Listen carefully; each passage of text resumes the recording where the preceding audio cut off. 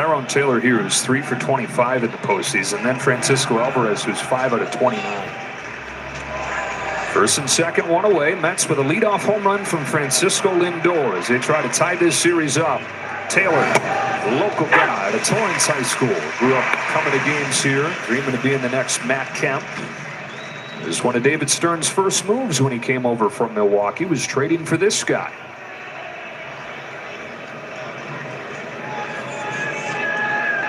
On an 0-1, Taylor pops it foul, and it's 0-2. Dug mostly for his defense. He was the fourth outfielder for the first half, but more and more playing time has pretty much taken the center field job from Harrison Bader. Still looking for him to contribute with the bat, too. Conversely, 140 batting average with 2 strikes. So there's a big difference between the last 2 hitters with 2 strikes.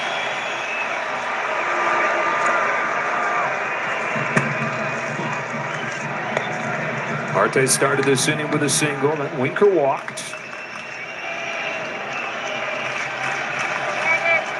Landon Knack ready for an 0-2. Fastball is pummeled foul.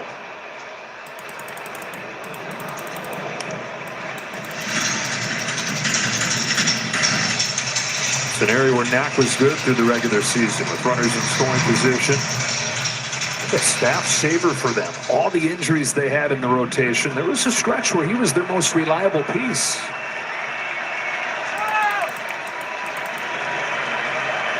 Another 0-2. Down the line, that is a fair ball. Tyrone Taylor comes through. Marte in to score on a Taylor double. 2-0 New York. A 2-strike base hit for Taylor, and the Mets take advantage of the second inning traffic. Yeah, that's a huge swing and a mistake on a breaking ball right down the middle with 2 strikes. That pitch can't be at that height, and he took advantage of it. And the Mets have a chance to do something pretty interesting here in this inning and open up a big lead for their star left-handed pitcher, Xiaomi Mi. You talk about scraping yourself off of the deck. After 6 total base runners yesterday, no runs. They already have 5 base runners and 2 runs today. Francisco Alvarez pops the first pitch into shallow center field where Tommy Edman will settle under it. 2 out. Wow, that was a big out right there. I mean, anything but a pop-up into the infield, and you're looking at that inning opening up. Now there's a decision to be made here with Lindor. Base open, 2 outs. Do you trust your pitcher can make the pitches to expose the weakness? If you don't, the count might determine whether they end up walking him. Well, you got a guy on deck, John, who's 0 for 5 so far in this series. And yeah, Dave Roberts points down there to first. They're going to put Lindor on and put Vientos at the plate. As good as Vientos has been this year, nobody's Francisco Lindor in this Mets lineup at this point.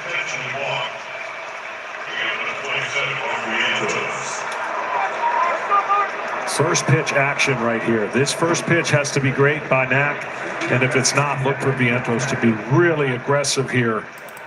Even though the bases are loaded and the stress is on the pitcher, if you get a pitch you like in first pitch aggressiveness, I would think Vientos is going to go after it. He's crushing it on first pitch, batting average-wise. He hit it hard his first time today, lined out to right field. Unfazed, this youngster. Rave about the adjustments he's made, and quickly looking for his first hit of this series. Bases loaded. Ball 1.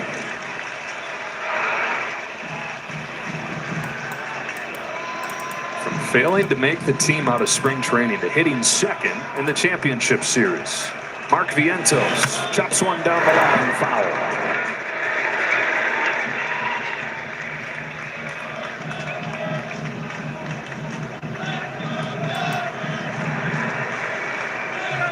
Multiple hits in all 4 games in the division series.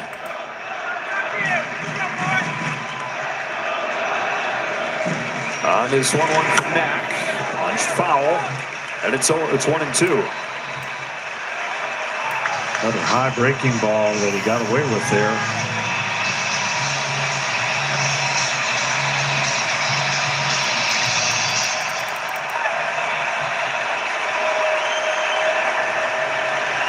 One-two pitch. Vientos fouls it off. High fastball that he goes way up there to get to.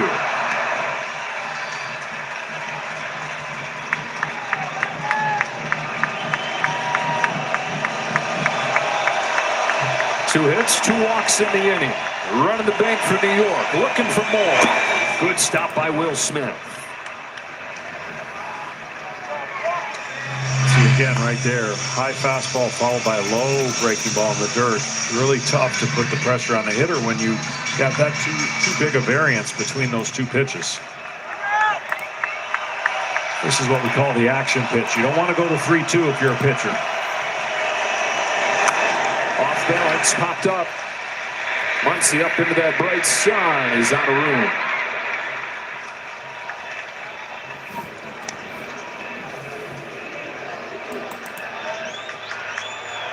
Vientos stays alive. 2-0 Mets. After the 9-0 Dodger win in Game 1. Less than 24 hours later, at it again here.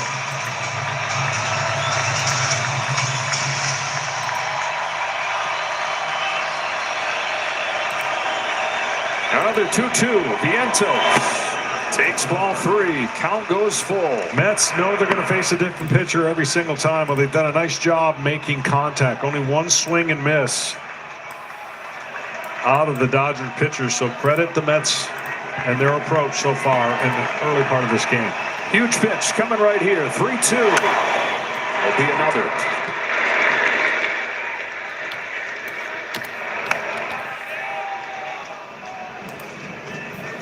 This has looked more like the Mets offense from down the stretch of the regular season, throughout the postseason. Long at-bats, long innings. 9th pitch coming here to Vientos.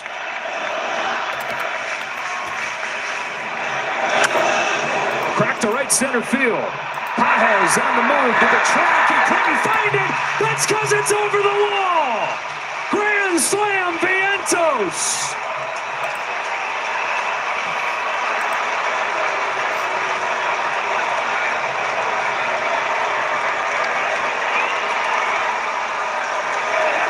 The Mets have responded to the Game 1 haymaker with a haymaker of their own. 6-0 in the 2nd inning. Let's go, baby. Let's go. What an at-bat right there. I said the pitcher doesn't want to go to 3-2. Once it got to 3-2, he had to come in after a fouled off breaking ball. He comes in with a fastball, and we said the ball's going to travel in the day. And that ball traveled. On the 9th pitch, Mark Vientos with a grand slam. And it's 6-0 Mets. OMG is right. And it's just it's a snapshot of who he's been, right? I mean, just fighting and fighting and fighting and adjusting and delivering ultimately. Ball and a strike on Nimmo.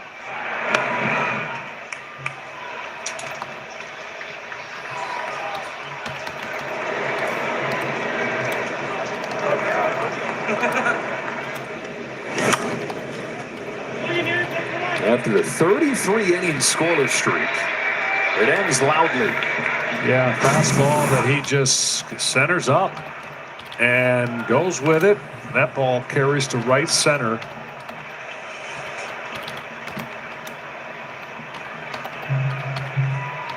These are the kind of games, I'm telling you, it only takes a little bit of a disruption to the plan. Nimmo's down swinging on the high fastball. Mets bring 8 men to the plate.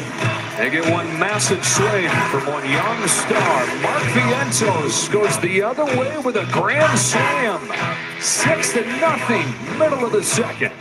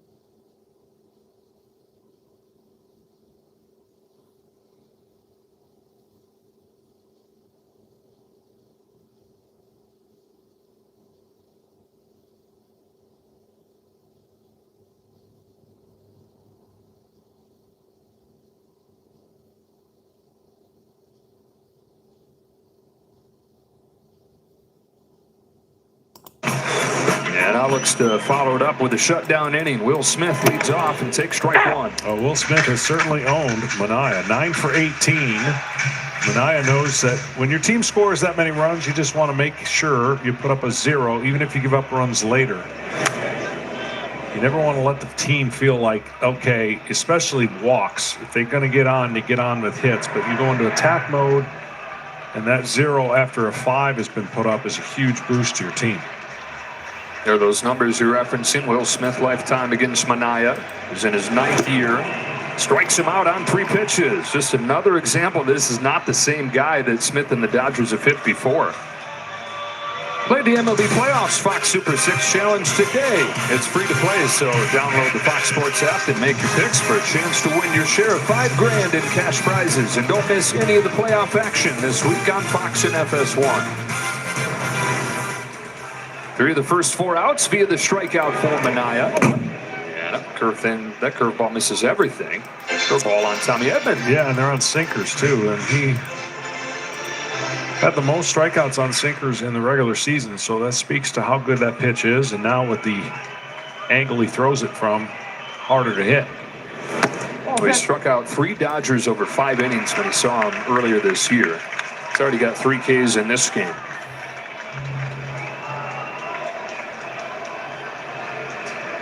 2-0 to Tommy Edman. Caught the top of the zone. Edman had the kind of game the Dodgers pictured when they picked him up from the Cardinals yesterday. All-around game. Had an RBI single. Also had a sacrifice bunt.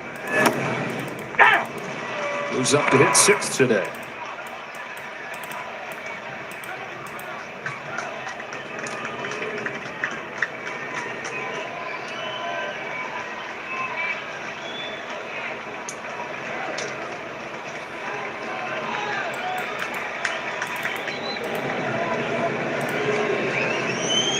Up the middle and through for a base hit from Tommy Edman.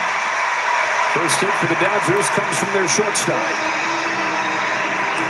Well, we got a chance to see this earlier, but this Chris Sale kind of similarity speaks to where Sean Mania goes, and that low cross your body angle that Chris Sale and now Sean Mania is impressive. I mean, you're way across your body. Muncy cracks one in the air to center field. Double deal for Tyrone Taylor, and out number 2. It's funny, John, he says, so he's 32 years old. He's been pitching his whole life. He says he feels like he's been doing it wrong the whole time, that he's finally found what is his natural arm slot. Yeah, and that's part of it, too. If you feel good, ball coming out of your hand with the release point, so important, but repeating your mechanics. Got to have a hard and strong shoulder to be able to do that, because you're really putting some torque throwing that far across your body. But the good news is he's a big-bodied pitcher. He can handle it. 2 away for Kike Hernandez, who had 2 more hits yesterday, and that big defensive play in center field.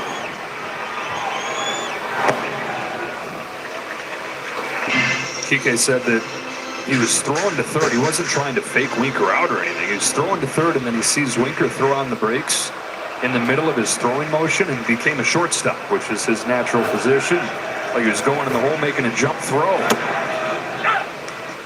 Well, it was impressive, and it changed the game. It changed the narrative for the New York Mets and what could have been a big inning, and it also changed the way that Dave Roberts managed, allowing himself to keep in Jack Flaherty.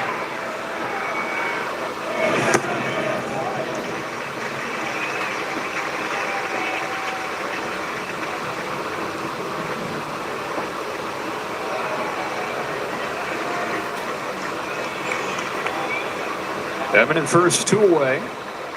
Mania to the plate with a 2-1 pitch. Kike Hernandez takes ball 3. And Pages on deck. The bottom of the Dodger order here.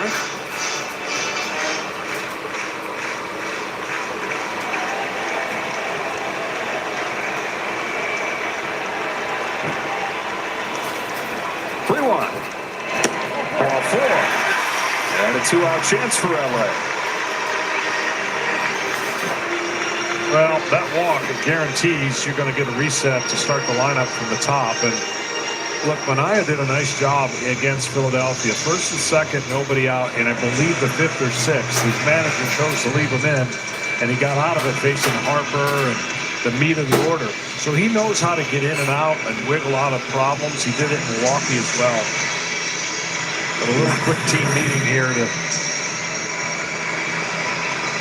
reset the narrative and make sure that this is the guy you focus on, because you don't want the next guy coming up with bases loaded with 2 outs and the inning still going. So if you're Andy Pajes, you can be pretty confident you're going to get something to hit here.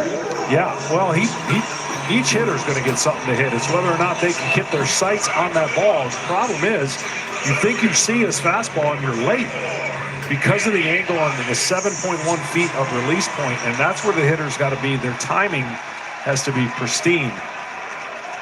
23-year-old rookie from Cuba, getting his first start of the postseason. Crushed left-handers during the regular year. 357. That was the third best average in the league against lefties.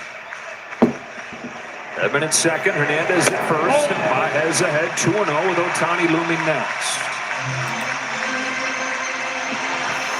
The issues that Minaya had earlier on in his career was command. Not so much the latter part of the season.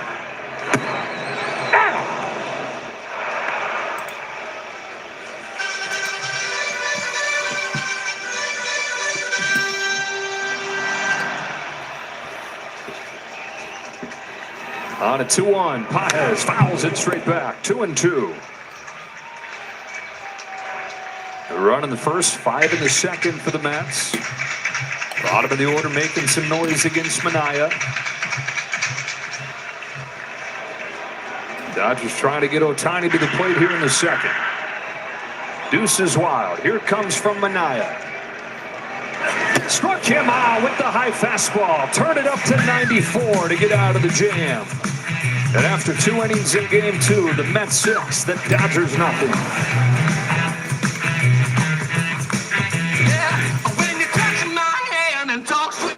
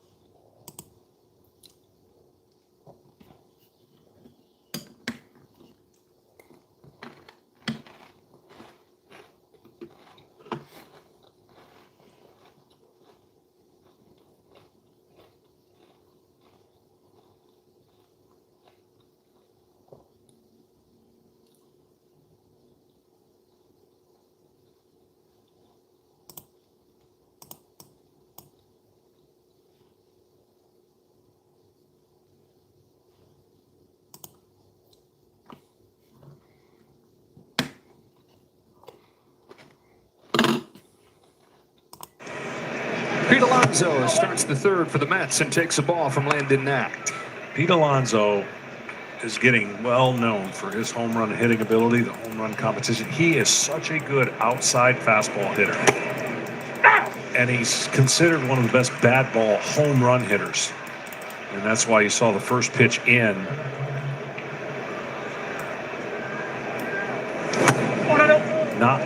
Trying not to let him get his arms extended. He's got them Popeye forearms. You see how fast it was for him to get to 200 home runs. Popeye forearms on Polar Bear, who's started to hit him the other way again. To your point, first 130 games this year, he had 2 opposite field home runs for the last month and a half, including the famous one in Milwaukee. And overall, 226 in his Mets career. The 6th and final year of that rookie contract, the only organization he's ever known. Drafted him out of Florida. There's the breakdown of those hits, and last 3 home runs going the other way. On a 2-2 from Knack, Alonso strokes a base hit into center field. First hit of this series for Pete Alonso. They've had the leadoff man on in all 3 innings.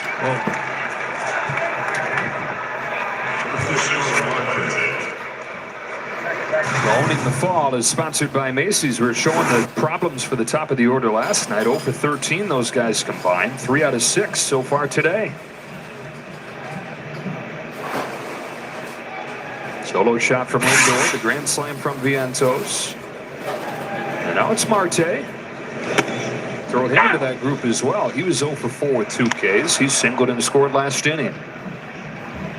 Well, again, one will never know, but the 5 runs in the second inning probably changed the formula for the pitching usage of Dave Roberts. Now I'm sure he'll let Knack go as far as he can to eat up innings and hope that his offense can climb a little closer to make decisions. And that's the narrative. How perfect it went in San Diego, that's how quick it can get off the tracks here in the second game of the bullpen.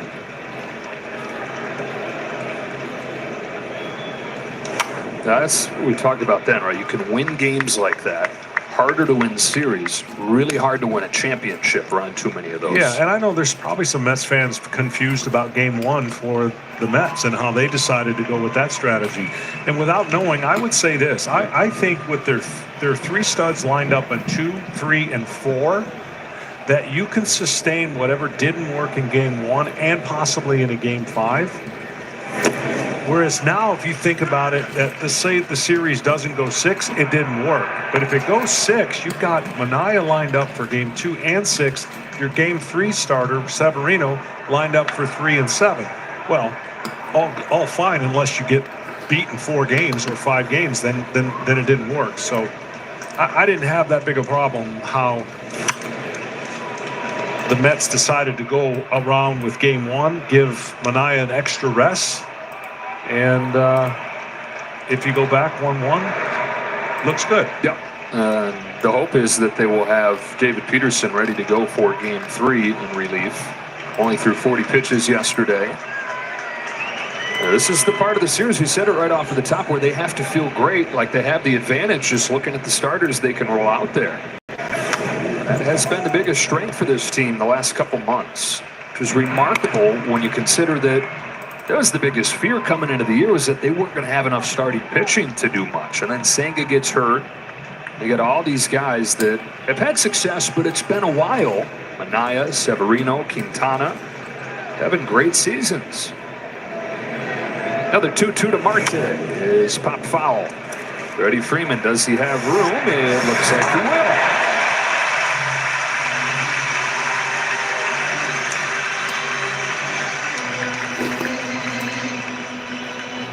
Marte is the first out of the third, and up comes Jesse Winker.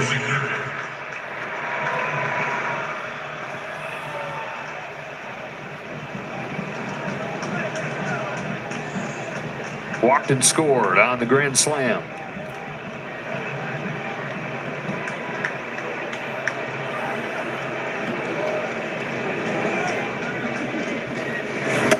Well, they've been a pretty balanced team. And what I mean by that, road and home, everything kind of similar. They score a little bit more on the road and hit a little bit better on the road. But then again, they pitch a little bit better at home. That's a big ballpark that they have forever been struggling and starting to figure it out with their offense. Place is going to be buzzing on Wednesday. Game 3. 3 through 5 will be at Citi Field Wednesday through Friday night. First two at 8 o'clock Eastern, then 5 o'clock Eastern on Friday. Ball and a strike on Winker.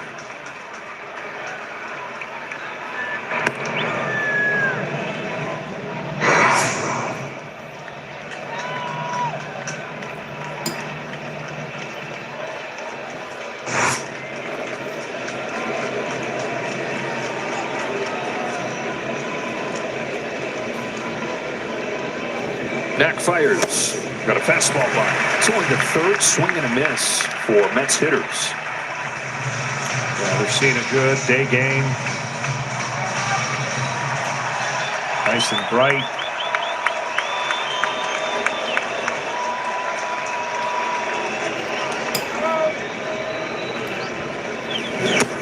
I always felt like if you get beat up the night before and you come back and you have to play a day game, that's the best recipe for a team that got beat up.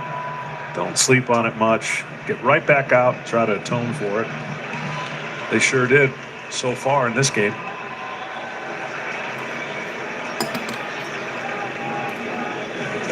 Strike 3 called. Umpire Mike Washlinski goes off of the plate there. Ring Winker up. Only the second K of the game for Dodger pitchers. 2 out. Breaking ball that was way off the plate, so Winker will be justified when he goes back and looks. We'll get on that iPad and check it out, and then let the umpire know the next time he comes to the plate that was a ball. Iglesias with 2 away. Oh, what? A little bit outside for a ball. Iglesias talking about it being his first time in the majors in 2 years, first time in the postseason in 11 years for Jose, back to when he was a rookie with the Tigers.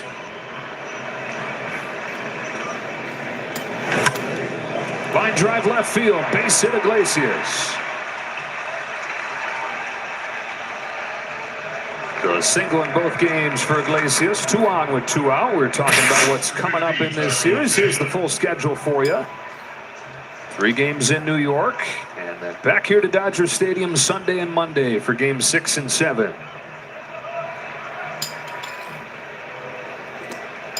Dodgers expected to start Walker Buehler on Wednesday. Got Severino and Quintana lined up for the Mets those first couple games. Much different way of approaching things, these 2 pitching staffs. You've got the Mets trying to get length from their starters to hide the bullpen as best they can. The Dodgers aggressive with the bullpen, but the issues the starters have had prior to these last couple games. Ball on Taylor. You know, and I know it doesn't matter to the Dodgers. They pretty much put their same lineup out. So whether you face 3 lefties in a row or split it up like the Mets did, righty, lefty, and then probably do that the whole series. Sometimes that has an effect on the team and the strategy of who a manager will play or not, but they don't mix and match too much in the lineup for the Dodgers.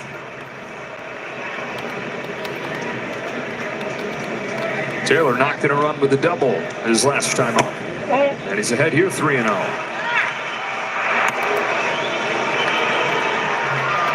Parts of 5 seasons in Milwaukee, fresh life in New York. Guys had to wait for his chance. He spent 7 years in the minor leagues before he broke in with the Brewers. So having to wait a half season to become the everyday center fielder here, that was nothing. 4-pitch walk to load the bases. Second inning in a row, the Mets have had him loaded.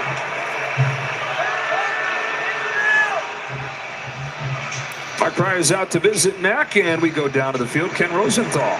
Well, guys, it's worth remembering that the reason Landon Knack is in this position is because of the number of pitching injuries the Dodgers have sustained this season.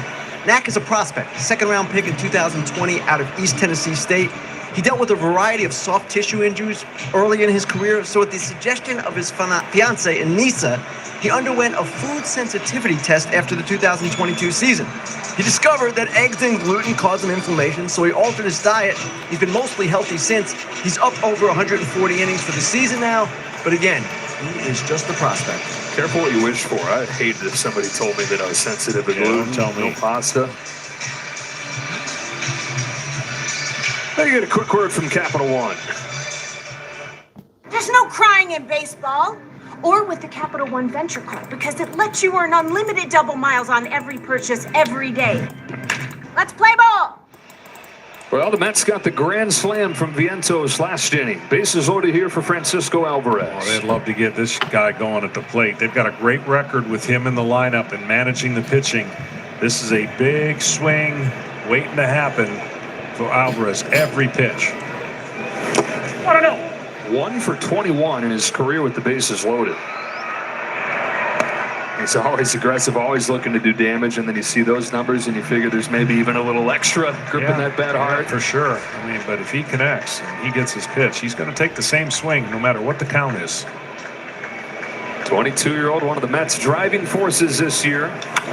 Skies it to center field. Pages battling the sun, seems to have it located.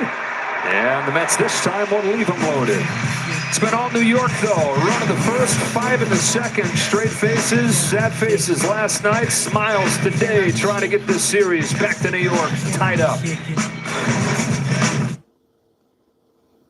Stop what you're doing and look up. Up there is where your comfort zone ends. Because in Air Force, that's where your potential lives. Oh, don't forget the milk! Don't forget the sea salt. Did you just...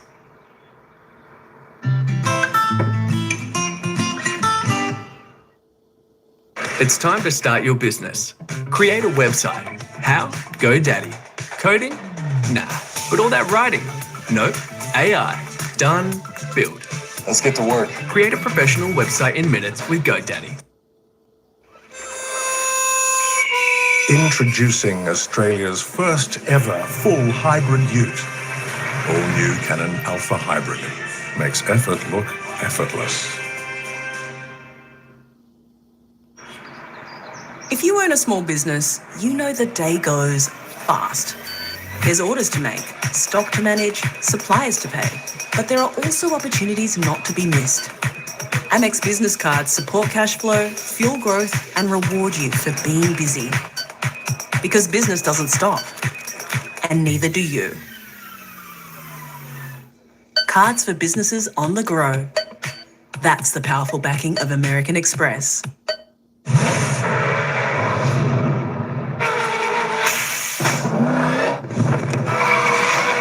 Extraordinary motor race. It's a biological weapon. And they put this in Saddam's hands too? Do it. The nature of our enemy is unclear now. What do you want us to do about it? Protect us. Time we had a chat. Pre-order the Vault Edition now. It's the biggest test series of the year. And thanks to Western Union, you could be watching it from the best seats in the house. Win double passes to see India take on Australia from a corporate box in Melbourne or Sydney. To enter, just transfer $1,500 or more with Western Union. Each eligible transfer before November 2nd gives you another entry into the draw. These seats are fabulous, and I'll be popping in to join you. Visit westernunion.com for more.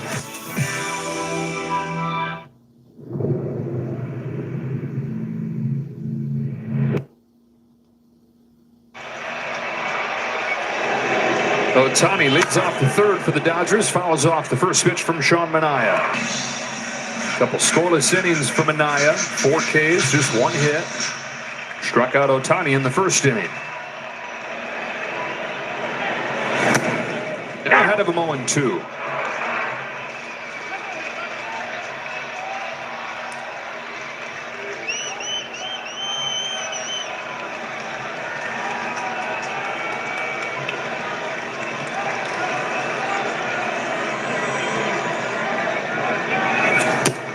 Hits him on 3 pitches.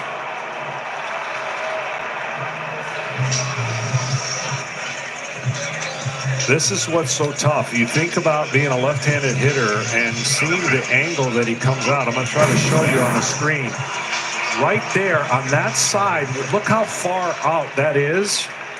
But when a hitter sees a left-handed pitcher come way across, now a little easier for the right-handed hitter, but the angle is what is so difficult that Minaya has created, and one of the best players in the world couldn't see any of those pitches. And already 5 Ks for Sean Minaya. Struck out Betts as well in the first inning and ahead of him 0-2.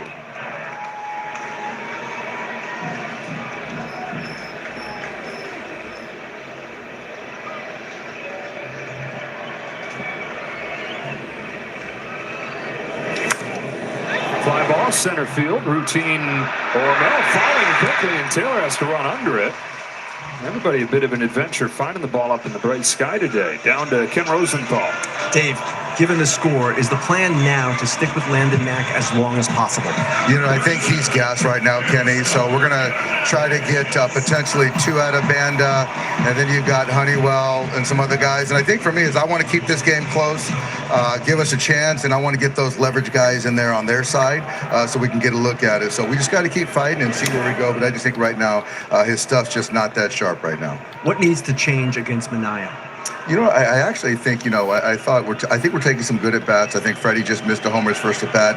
He seems to be making some good pitch against Shohei. I think Kike's seeing it well. I just think, you know, we just got to get that pitch count up. Hopefully we can pop one and kind of get ourselves back in this game. Dave, thank you. All right, Ken. Now the Dodgers were down 6-1, Game 3 in San Diego, and this guy here, Teoscar Hernandez, hit a grand slam to get back to within 1. They fell short in that game, but they faced large deficits in this postseason and scratched away at him before.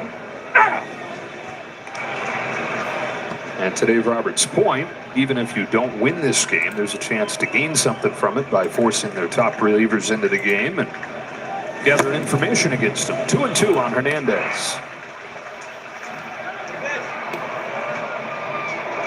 Come on, down.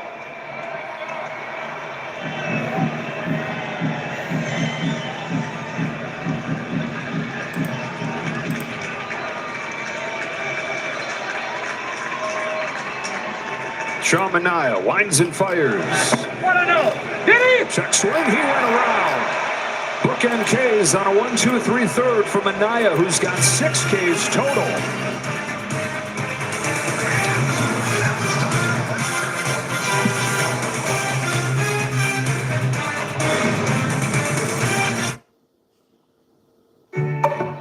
When it comes time to top it off with Buller sour cream, more is never enough. Some things are just unfakeable. Because mining produces greenhouse gas emissions, BHP is committed to a wind and battery agreement to help power our Australian copper mine at Olympic Dam.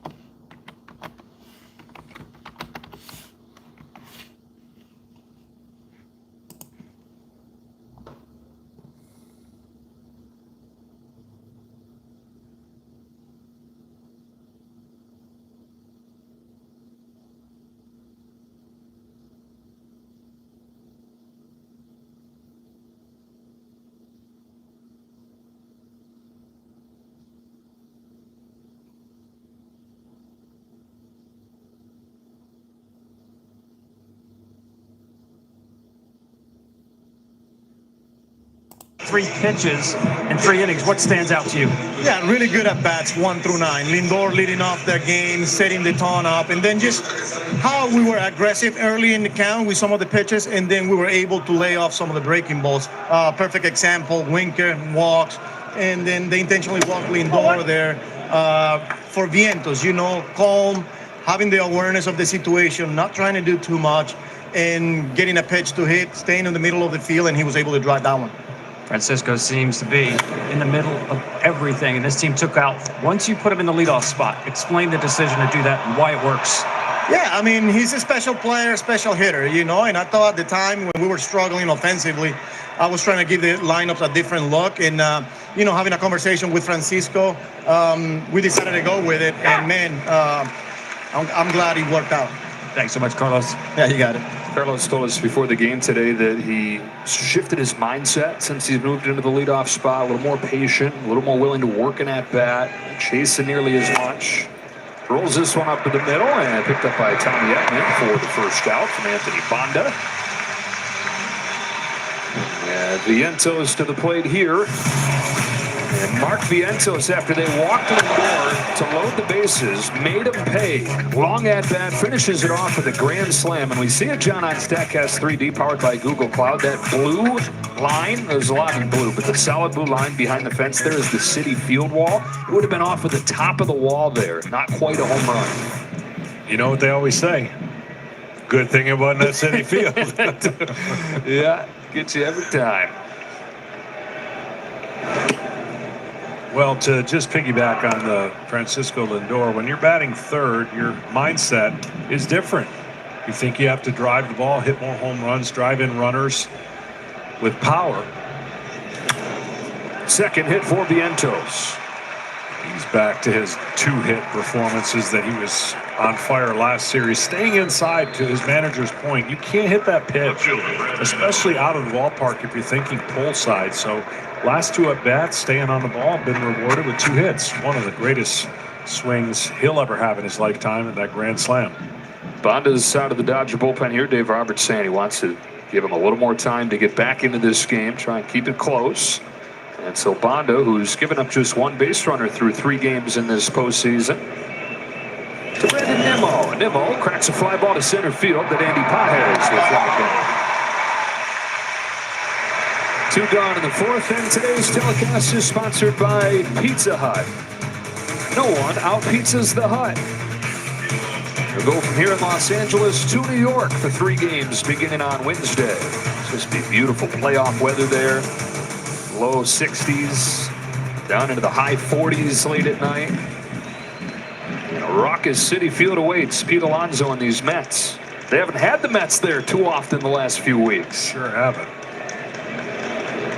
Alonso, who singled his last time, takes strike 1. Similar vibes, John, to the Texas Rangers last year, who had to go on that crazy trip to finish off the regular season. Came out of it, they said, galvanized, and ran the whole thing down. Those good vibes, winning the World Series. Well, what they're doing is no short of, you know, tank might be half empty to empty at the rate that they were going, but when you win games like that, it kind of refuels your tank. I mean, they didn't spend, what, 5 days in the last 25 days at home just the way it worked, or some crazy number where they had to, of course, play that doubleheader on Monday after the season, but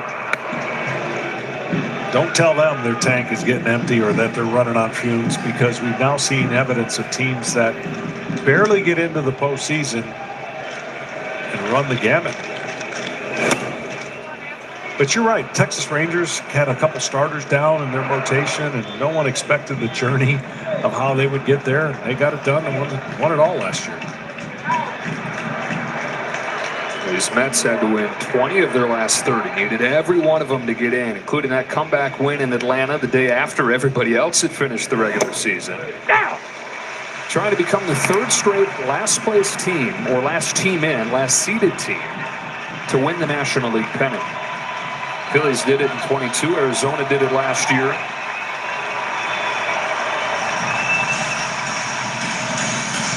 Carlos Mendoza's team beating the 3-seed Brewers, beating the 2-seed Phillies.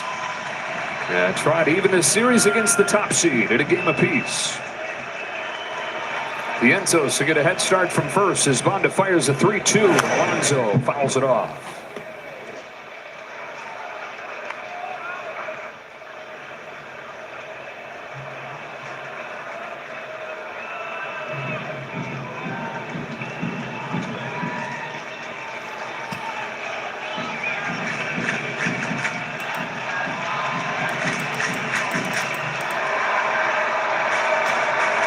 Another payoff. They left Citi Field at the end of the regular season. Pete tipped his cap. He didn't know if that was going to be the last time that he played there. Man, he had that swing to save their season. It's like he just doesn't want his time in New York to end. Forget about what's going to happen. Figure out the offseason, the contract situation once they get there. He just wants to make this run last as long as he can. The deepest run that he's had.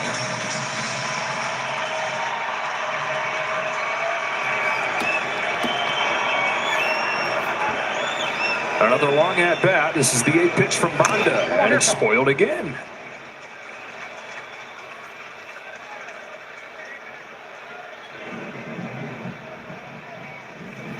'53 rookie record when he broke in 2019. Still led the team with 34 this year, but by his standards, this was a down year. Good numbers, but below his career norm. It looked like he was kind of going to limp out of town. As much as they love him, with a bit of a whimper that he finished the regular season. But he has roared back here in October. So have the Mets. And regardless of whatever and however this shakes out, it's the greatest home run of his career and could be, the story's not told, for what the Mets have been able to do since then. That top of the ninth off a great closer, 3-run homer, right? Mm-hmm. Down 2-0, down to their last 2 outs against Devin Williams. I believe I saw something that's never happened in an elimination game, to hit a 3-run homer in the 9th when down 2. So just speaks to kind of the way it's been going. You don't have many explanations. That was just an unbelievable swing. Very 24 Mets. Magic. Right, and the magic and those good vibes and some really good baseball for a lot of this summer. Here to their first championship series in 9 years. The 11th pitch to Pete Alonso. Strike 3 call. Middle of the 4th at Dodger Stadium. 6-0, New York.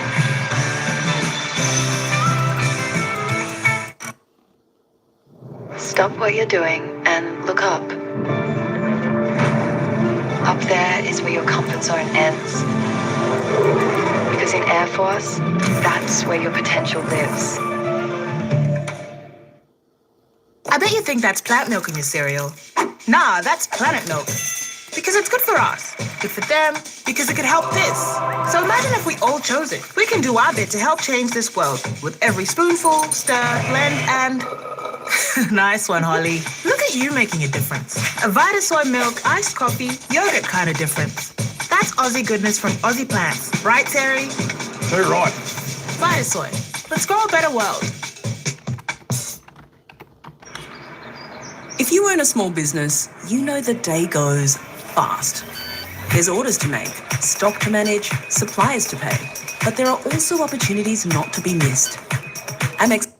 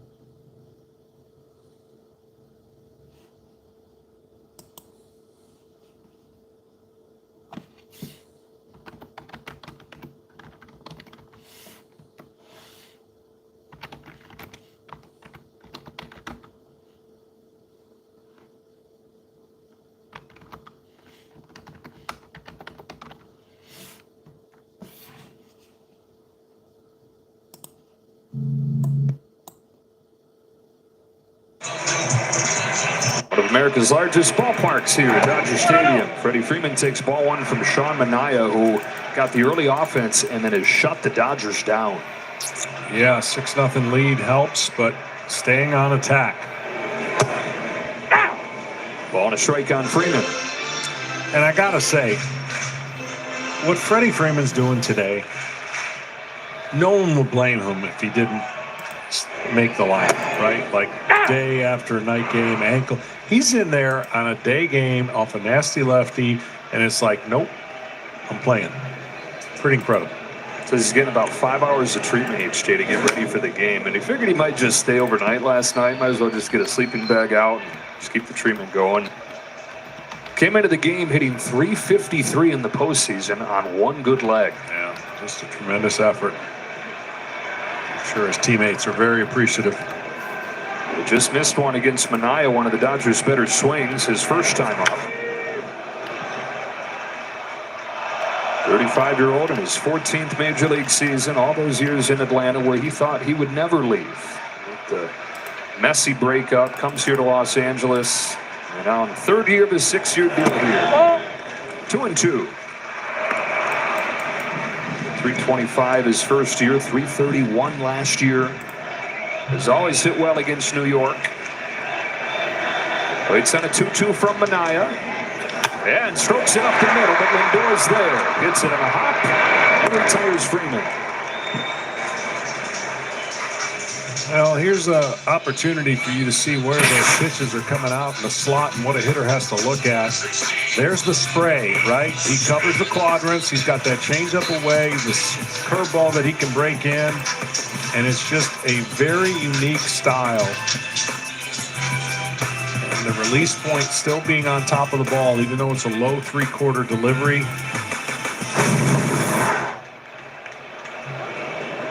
It's like he never missed a beat making that change. It's amazing, isn't it? His first to Will Smith finds the outside corner. 6 seasons in Oakland, and he was a top prospect there. Had some great stretches, but dealt with injuries.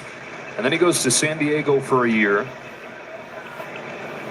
Spent last year in San Francisco and was so bad early on that they moved him into the bullpen. And it was a disaster for a lot of the year. But with the Giants out of contention, he moved back into the rotation in September in this 4-start sprint where he was dominant and earned this contract with the Mets. Well, as I mentioned, he works off the third base side of the rubber, and the reason he does that is he would fall off the other side of the mound if he pitched off the first base side of the rubber. That's how far he throws across his body. So when you think about angles, pitching is all about angles. Certainly hitters are trying to create angles with the bat. He's creating an angle for him and his wide, long arms that make it tough for hitters. Smith pokes one in the air to right field for Marte. 2 out. To accentuate that feeling, John Hill, when he's warming up in the bullpen, go on the mound opposite of the one where the catcher is and throw all the way across his body to the other plate. Yeah, that's repetition, and this is how you make it work. Third base side of the rubber. Now he's going to come way over,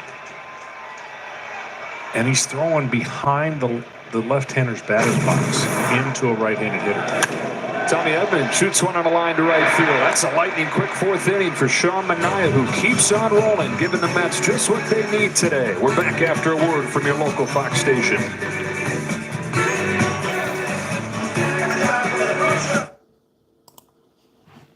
The extra twinkle. That extra swagger. Taking healthy to soaring new heights. Making a dinner that makes their whole day. And giving your best friend the best nutrients for their best life. Science did that.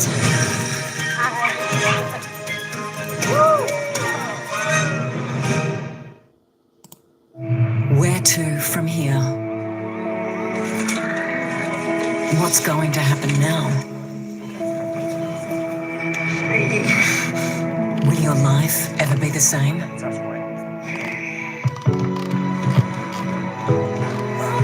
Are you really getting what's fair, not just what's offered?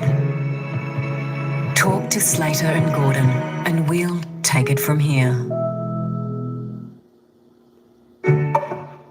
it comes time to top it off with buller sour cream, more is never enough.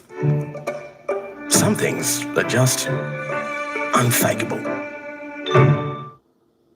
At Domino's, we think you deserve more for less, so we're giving you up to 50% off large premium and traditional pizzas. Just order 1 or 2 pizzas to get 40% off, order 3 or more and get...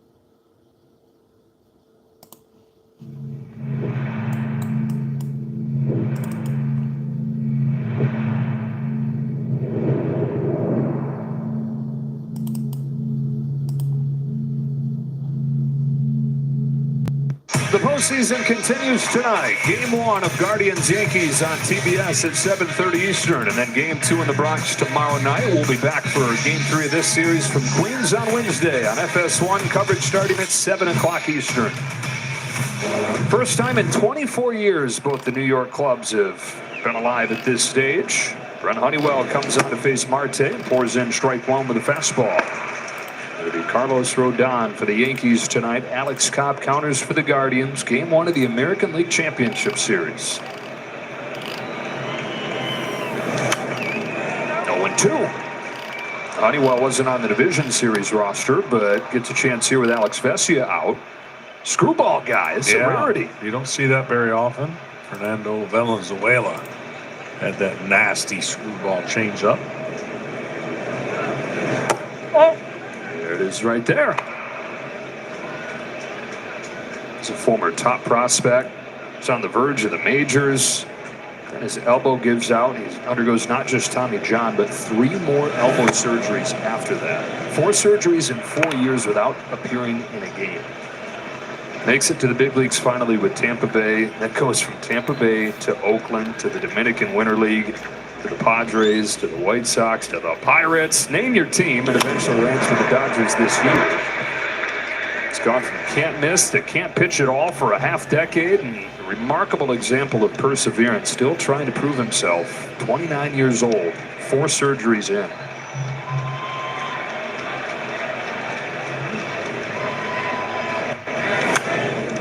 As Marte off balance, popping this ball to the back of the diamond for Kike Hernandez for Tommy Edman. It's Edman. Good time to be a New York sports fan. We mentioned the Yankees and the Mets. First time in a quarter century they've been alive together in the championship series. You got Monday Night Football, New York matchup there, Jets and the Bills, and then the Liberty in the WNBA Finals. 1-1 with Minnesota right now. Game 5 would be in New York on Sunday. One away for Jesse Winker. Outside ball 1. This is the time where our producer Pete Macheska would truly shine in what is his real calling, and that is as a talk show host in New York. Every day with Pete is our own personal talk show. There's a lot going on. A lot to talk about. Yankees trying to get there for the first time since 2009. Their longest drought since Babe Ruth ended the drought that they opened their franchise with. 1921, leading them to their first title.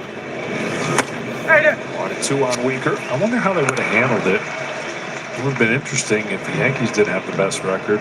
Then we'd be playing in the city with the same teams overlapping a couple times instead of being in Cleveland when the Mets are home. Somebody would have to play a day game in the shadows.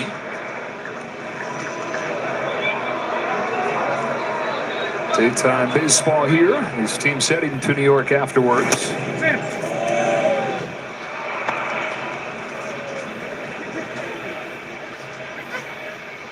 Giving it an old school feel, old school postseason game.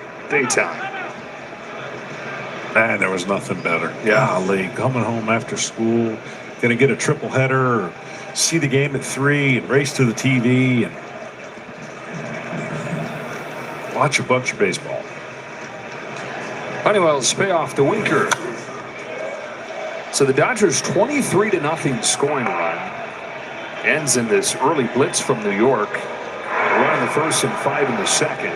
And so your all-time record, 25-0 scoring run, remains untouched. The crazy thing is, How about here, pal? that was an example of, hey, it can end fast. We were talking about that last night. You guys had that 25-0 run to go from the championship series to up 2-0 in the World Series. Probably felt like nobody could ever beat you, but you didn't win again. Didn't win again. And that's, again, how quick things can change when you think you're on the top, ready to do something special. Winker takes the walk.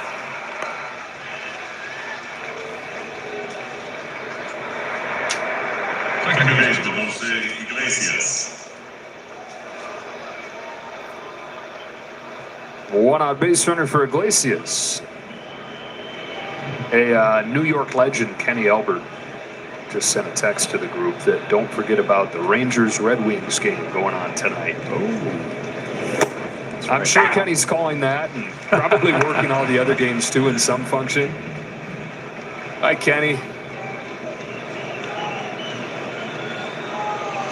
Iglesias has a hit in both games in this series. Checks his swing. After nobody gave him an offer last year, just spent a little time in the minors with a couple different organizations. Only got one contract offer this winter, and it was a minor league deal with the Mets. And he said, I'm only going to sign it if you guarantee that if I perform in the spring, I'm on the team. Well, he didn't make the team. And he says, I'm done. I'm not just done with you, I'm done with baseball. David Stearns and Carlos Mendoza say, look, we promise. We know you're disappointed, but we promise you are the first middle infielder we're calling when we need a guy. Trust us, go down there. That's called a third by Muncy. He's the second out. And he said, all right, I'm going to put my faith in you. I didn't have any other option if there was any part of me that wanted to keep going. So he goes down to AAA and performs. Sure enough, they need a middle infielder. He gets the call up and has not looked back.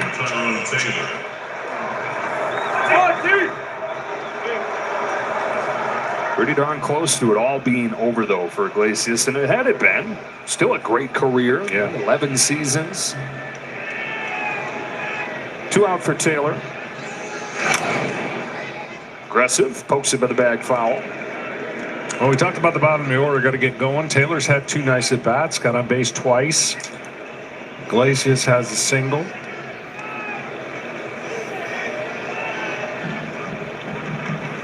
And Winker on base twice. Meanwhile, the Dodgers, after that 9 hits and 7 walks yesterday, 1 hit, 2 walks today. Taylor almost had an instant replay of his earlier RBI double.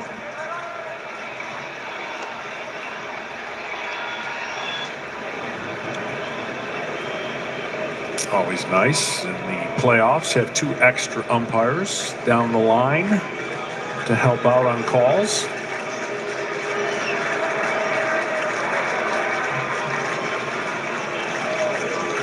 See them all from Warrior Cam right there. 0-2 on Tyrone Taylor. Winker off first. Here it comes. It's clipped him.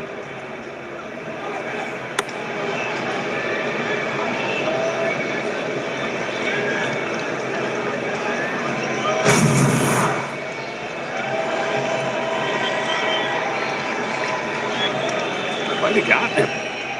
Cut the jersey. That's how you want to get hit. Right. You don't even feel it. That is a pain-free free base.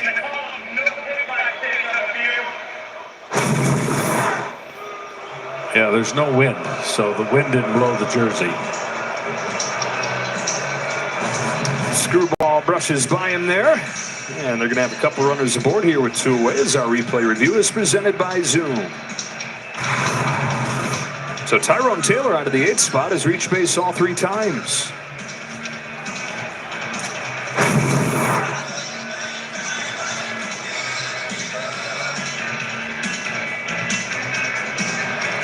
Quick one. Taylor sees it on the video board, and he's going to go ahead and make the decision himself. Walks down there to first. The batter was hit by the pitch. He will go to first base. And there's New the York verdict. will retain their challenge. So first and second, and Francisco Alvarez comes up.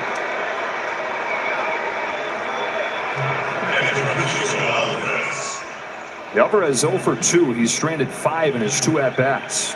Yeah, and both pop-ups, right? So he's getting that barrel just a little bit underneath what he's trying to do in the attack mode. You know he wants to hit it in the air, but not in the pop-up version. 25 bombs as a rookie last year, just 11 this season for Alvarez. Value mostly behind the plate this year. Fouls the first one off. And when a guy's late like that, you want to keep pounding him with fastballs and just don't center cut it in this strike zone. If you leave a breaking ball or even this screwball in the zone, that actually helps him connect the baseball at a better rate. Walking a hit batter setting the table here. Honeywell's 0-1. Alvarez swings and misses at the high heat. Yeah, and that, no chance to get to it, right? When you're late up with fastballs, you're not getting to it.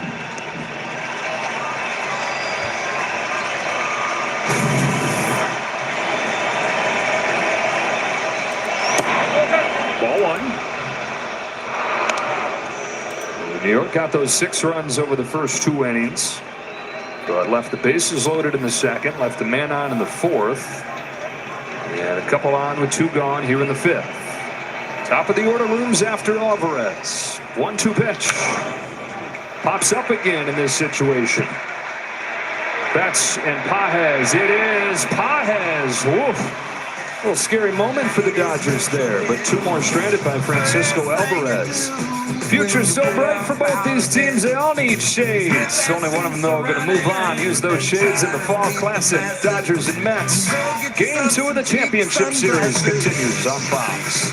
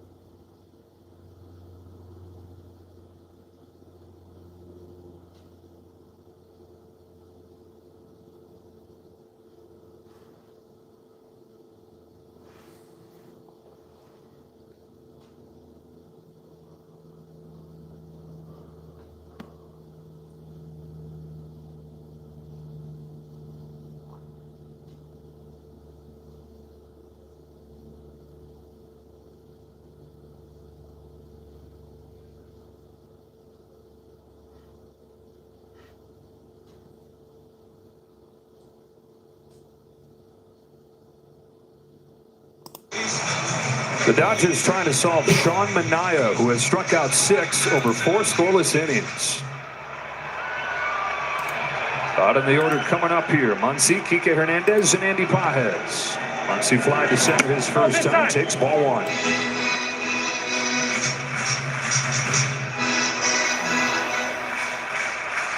The difference a day can make. 9 runs yesterday.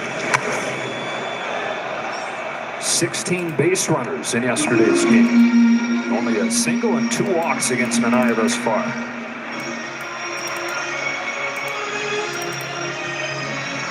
In the postseason, typically, your starter sets the tone. And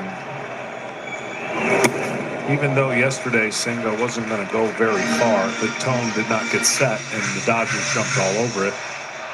And Jack Flaherty was able to ride that kind of momentum, and the same is being true now for the Mets. It's that quickly it can change. You know, the best time to have a team meeting in the regular season is when your best pitcher is going on the mound that day. Cliches become cliches because they happen a lot. That ball's driven to deep right field, and Max Muncy puts the Dodgers on the board.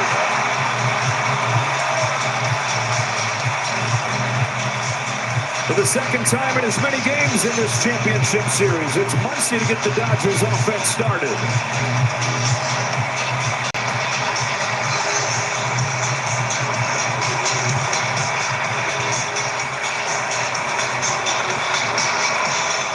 Interestingly enough, left on left is where the damage has been hit off of Manaea, and ball up, good high ball hitter is Max Muncy, and that timing was perfect.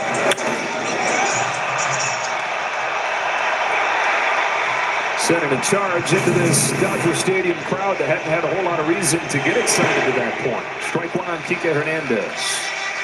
Max Muncy's second home run of this postseason, the 12th of his postseason career. Of course, that includes the game winner in the 18th inning in the World Series against Boston. Longest game of your life? Oh, my. That was something. Game 3 and 18. Ball and a strike on Hernandez. Manaea throws. That's foul. I'll tell you, I know we're not going to see it, but because of the 6-1 score, but if any right-handed hitter decided to lay down a bunt left of the mound with the way that Manaea falls way off to the first base side, no chance he gets there.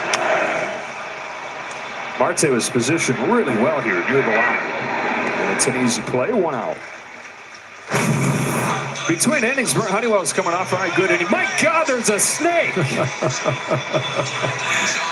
It's a real one, too, not a prank. We've had snakes on a plane, snakes on a train, and the latest Hollywood hit, snake in the dugout. Get that thing out of here. Oh, outside. Ball on Pages. Players are like, we're not touching that thing. Let's find the clubby.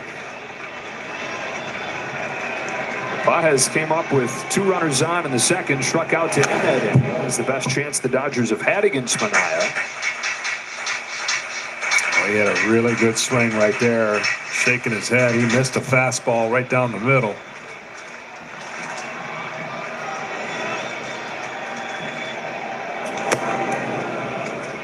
One and 2. Dave Roberts said he trusted that Andy Pages would not shy away from this postseason start. Guy that's been through a lot. Everything he went through to get to the United States from Cuba. 2-2 on him. He's made a good first impression. Came up a couple weeks into the year, was excellent the first month or so. Went back down midsummer, but had a good finish in September. On a 2-2 from Manaea. Pages is down on strikes for the second time. And up comes Ohtani. All right. Ohtani mania is real. He has certainly been better than advertised. I never see that many cameras.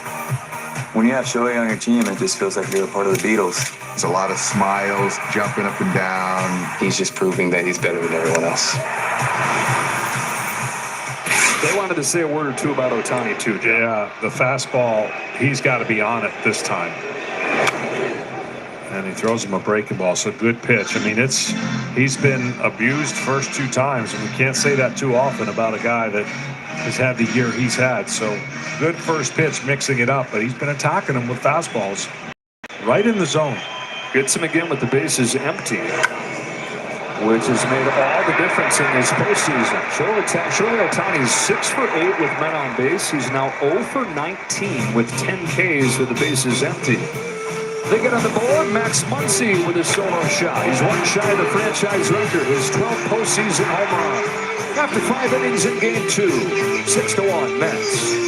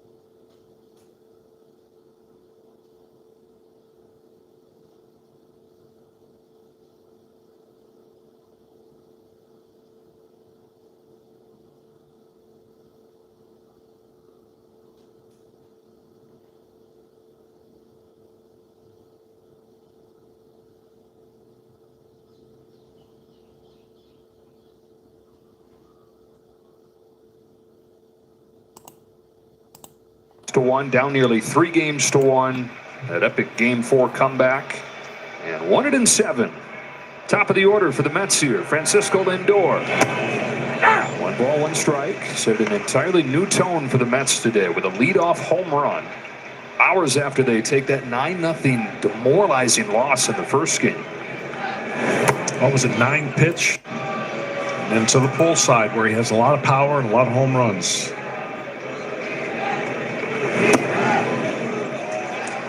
Stepped up everything to the next level this year. The production, obvious. As a leader, as a face of a big city franchise, really just leaned into it all. On this 3-1 from Honeywell, he fouls it off, and it's 3-2.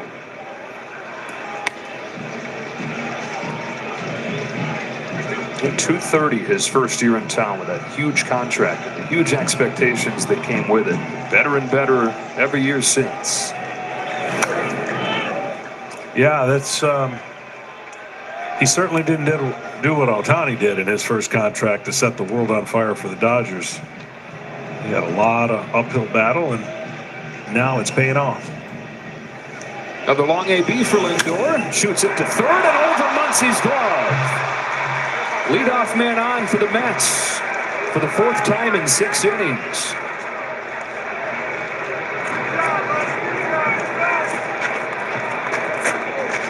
Muncy was shaved over there. The ball was hit so hard. I think Muncy thinks he's got this, and then it just doesn't end up in the glove. Put up an error on the scoreboard. They put up an error? Yeah. Oh, I ain't changing that. That's a base hit. Well, officially an E at this point, but those things get changed sometimes. If you need it, we have the whiteout strip. I mean, the ball's hit pretty hard.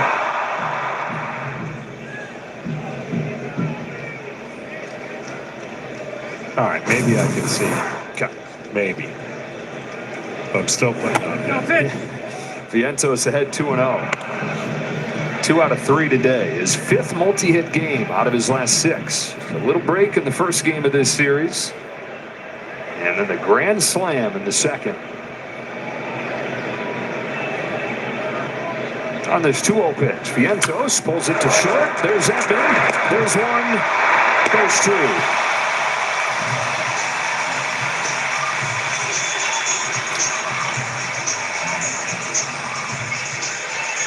Yeah, that's how you pick up your teammates right there. If indeed it was an error. Right, either way, bases wiped clean.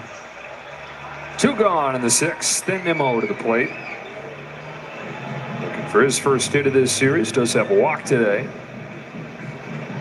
Kind of an odd year for Brandon Nimmo. Some stretches where he was the best hitter on the lineup. Some stretches where he couldn't buy a hit. Still put it all together. A fan favorite right here. For years it was, man, if only he could stay healthy, think what he could be. But 3 straight years playing at least 150 games. And one of the most well-rounded, underrated guys in the league. Playing a little banged up. Carlos Mendoza said, who isn't this time of year? Brandon's foot bothering him. Not at the plate, just when he has to sprint.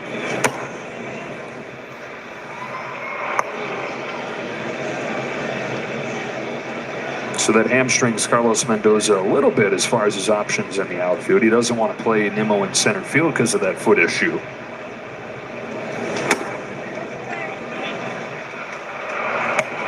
One of the core pieces has been and will continue to be. And a long contract extension through 2030 when he'll be 37 years old. Got to make it 20 years in the Mets organization if he's with the team for that entire contract. Drafted in 2011 out of a high school in Wyoming.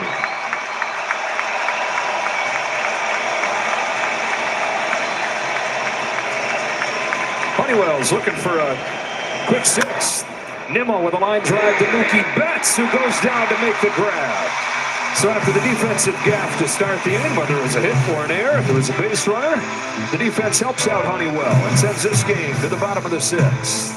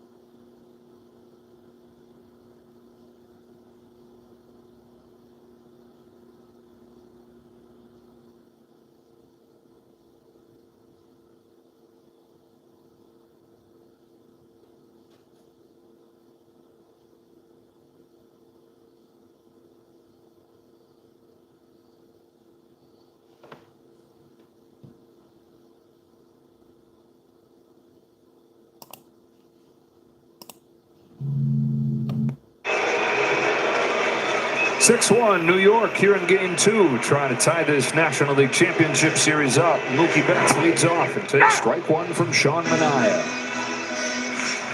7 Ks for Manaea today after 7 innings against the Phillies.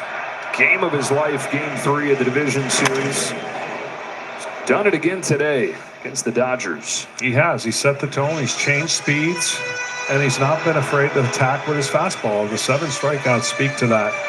The greatest hitter in our game this year has looked very vulnerable.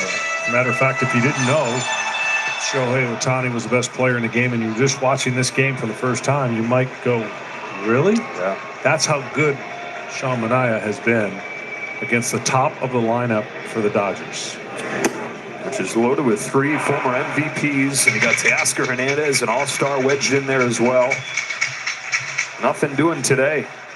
Ohtani in particular, 0 for 3, 2 Ks. 1-2 to Mookie Betts, leading off the 6. Top of the order told the story yesterday for the Dodgers as they scored 9 runs. 0 for 8 in game 2. 2-2.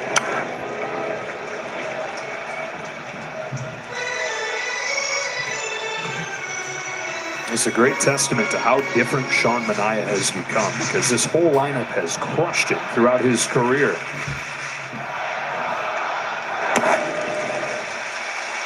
That's the only downside from the angle that he drops. There he got too low with his sinker and just had nowhere to go but up in the zone. So 3-2, you got to make the hitter hit their way on when they're down by 5. Here comes the payoff pitch, and it's a leadoff walk for Mookie Betts.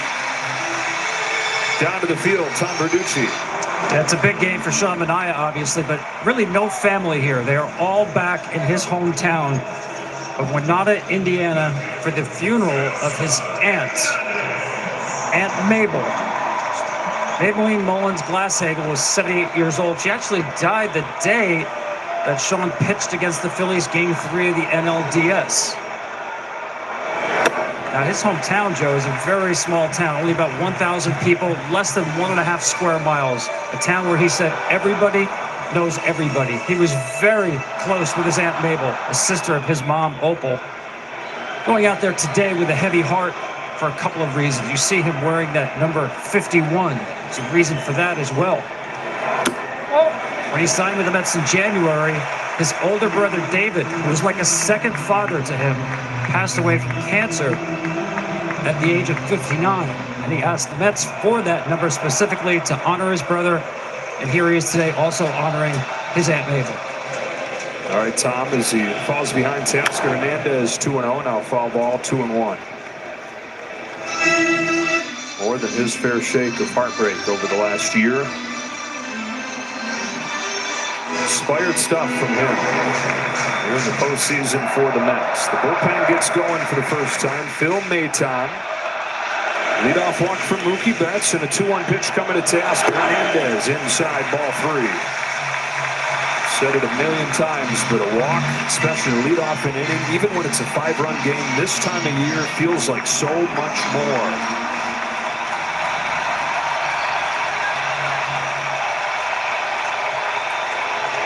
$50,000 plus, just looking for something to latch onto, some kind of hope.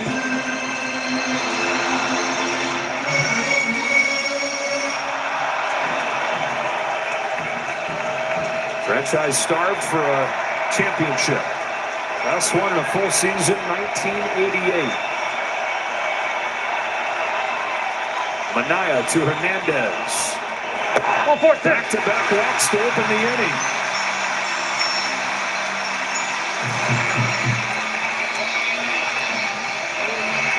Jeremy Hefner for a visit. And Freddie Freeman to the plate.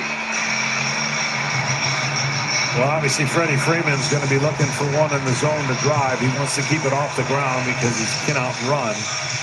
And I'm sure they're going to talk to him about just get back in the zone, get it a competitive pitch, and see if you can get him to hit it on the ground. You cannot count batters in this situation, meaning it's 6-1. You can't think about what you can afford to give up. You just got to get outs.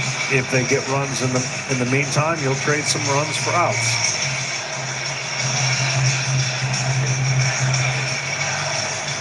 A quick word from Loan Depot. Over the years, you've built equity in your home. And when you need money for life's necessities, your home can pay you back. Visit us online and learn how you could access $45,000 or more today. Dodgers walked 7 times in game 1. 4 of those walks came in to score. Back-to-back walks to open the 6th, and Freddie Freeman to the plate. Well, he had a similar situation against the Phillies in a tighter game, but he was able to wiggle his way out of it, facing Bryce Harper. Now he's facing Freddie Freeman. And delivering strike 1 with a sweeper.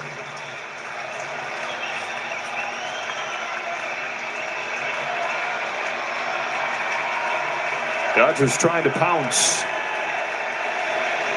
Bullpen getting ready. Trying to make it too late.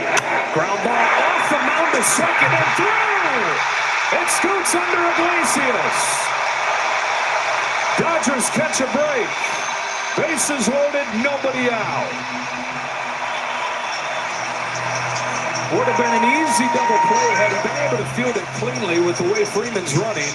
Instead, everybody's safe, and Manaya's day is finished. Once it hit the mound, it changed the trajectory of the ball, and that bounce did not react the way sure-handed Iglesias thought it would. Had a top spin, and it bounced higher. And Ohtani liking what he sees, even if he wasn't able to do much at the plate today. His teammates are starting to rally. Manaya's day crashes in a hurry. Bases loaded for the Dodgers. Nobody out in the 6th.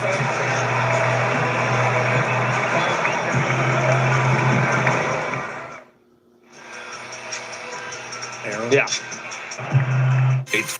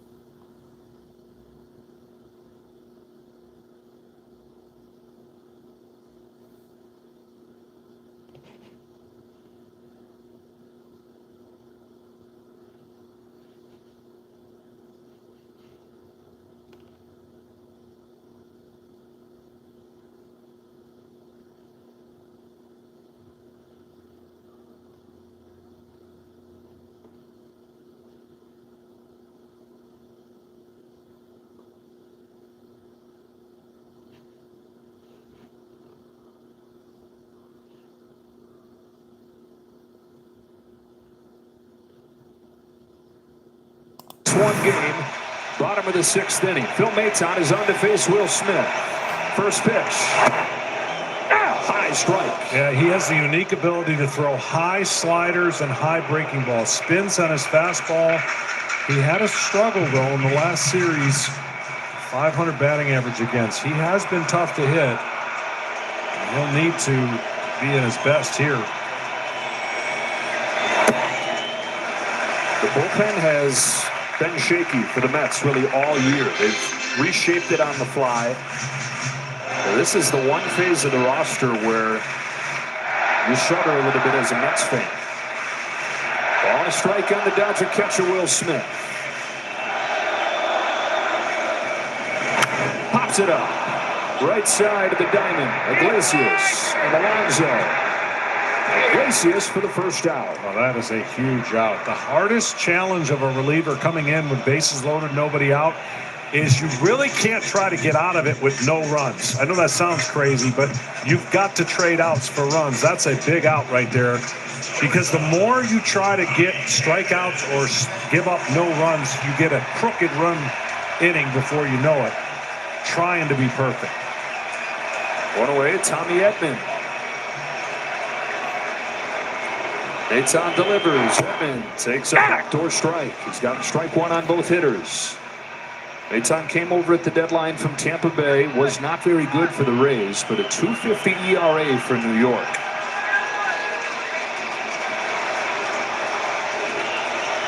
The 0-1 pitch. Edman swings and misses. Strike two.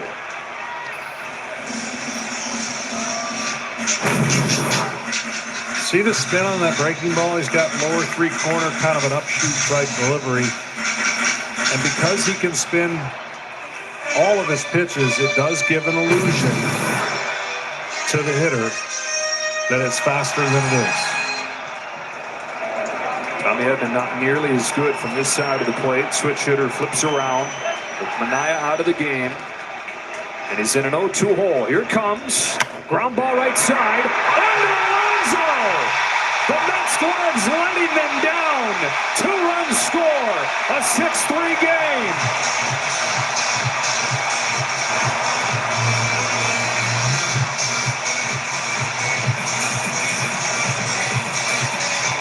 Well, the interesting thing here is going to be, did Freddie Freeman screen him? Watch the ground ball. Freddie just got in the way enough to maybe, just maybe, alter the view of Alonso. He gets down to go get this ball and just gets underneath his glove. Takes so much pride in becoming a much better first baseman. Got the ground ball, but didn't get it in the glove. It's a 2-run single for Tommy Edman, and it's a 6-3 game. Tying run to the plate in the form of Max Muncy, who went deep last inning. Ball one.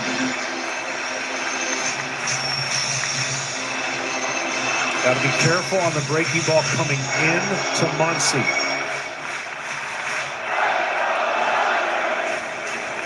Three out of four with a homer against Maytown. On this 1-0, Muncy takes ball two.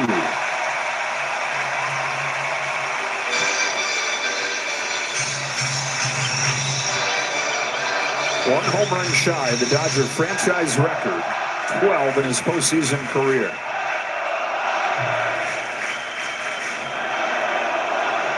On a 2-0, Muncy watches him sweep in there for a strike.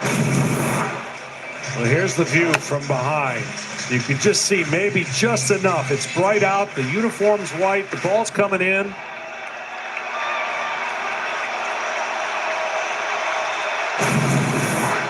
Freeman at third, Edman at first. Muncy swings and misses, 2-2.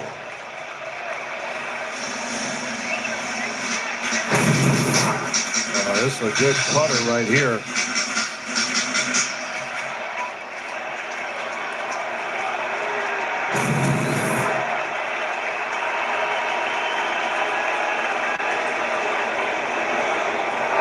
Full count, nowhere close.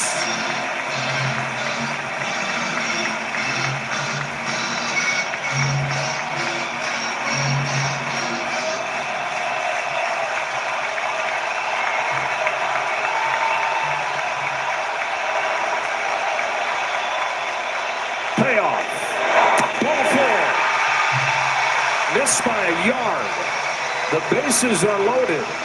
And one of the greatest postseason hitters of this generation is coming up. And he's coming up ready to swing in the first pitch. Dave Roberts said the whole reason we went out and got Kike Hernandez was to win 11 games in October. Helped win him Game 5 of the Division Series with his 14th postseason home run. He's up there as the go-ahead run. Bottom of the 6th, Game 2 of the Championship Series.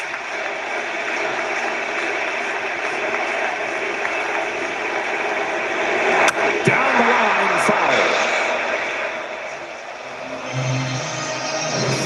Game 5, he picked on a first pitch fastball from Darvish and crushed it.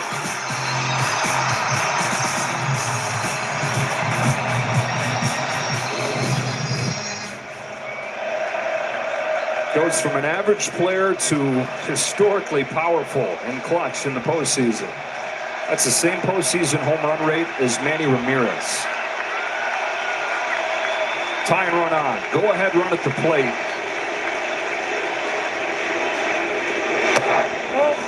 Ball and a strike.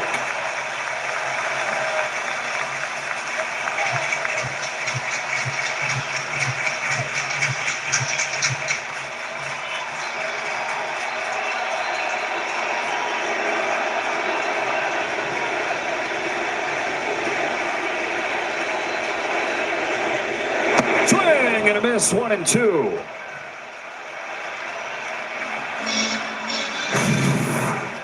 Again, you see how the fingers get on the side of that cutter and that spin. It's only 90 miles an hour, but spin does a lot to the view and the perception of a hitter. If that's a four-seam fastball, that's a little bit different and probably more hittable, but that cutting action and that delivery and arm angle works for Nathan.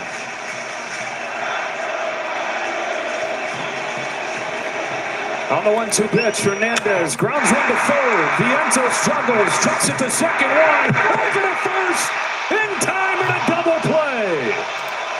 An inning that was opened up thanks to the poor defense might have just finished thanks to a twin killing. Dodgers are saying, hang on. Phil Maton is saying, please. And the Dodgers are going to challenge this. Looked like Danny Lehman said, check both. Well, watch the slide. He comes in and then he hits the runner, but the Iglesias still makes a great throw. And I think he's going to be out. Bang bang on both plays, but foot is on the back. Los Angeles is challenging the I'll call it second base, as well as the I'll call it And first he did base. get two challenges in the postseason, so at this stage of the game, Dave Roberts and the Dodgers saying, why not use one of them? But it looks like this is going to stand up. Here's the play at second. Muncie's right on top of him when he catches the ball, so he's clearly out there. And then the throw to first. Does he have the foot on the bag?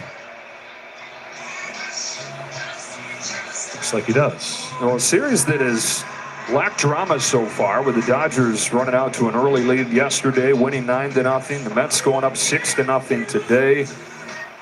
Got a double dose of drama in this inning. Dodgers getting to within 3, loading the bases, but then the Mets turning what looks like will be a double play to get out of the bases loaded jam.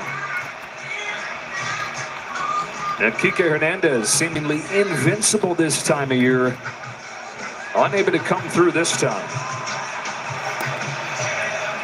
Yeah, you thought that little bobble at third might be the difference for Kike to beat it out at first. Replay review presented by Zoom. Bill Miller. After review, the call at second is confirmed. The runner is out. The play at first base is also confirmed. The runner is out. Los Angeles has 1 challenge remaining. After their defense fails them, it bails them out of this situation and makes it 6-3 after 6 innings. Starting to heat up here in Game 2 of the championship series. We're back after a word from your local Fox station.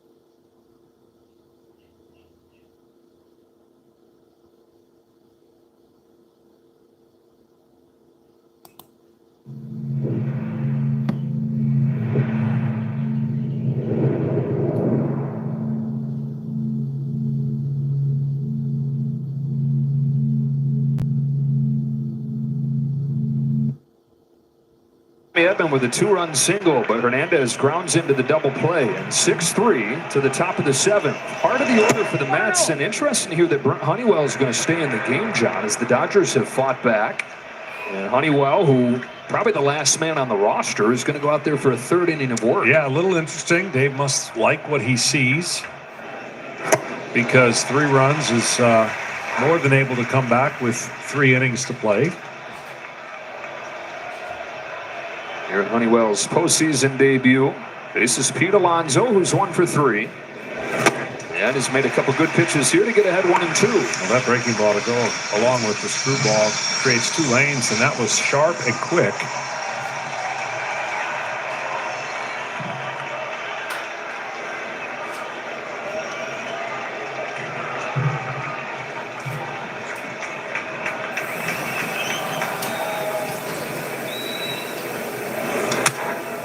Hook to left field. Hernandez charges on and makes the grab.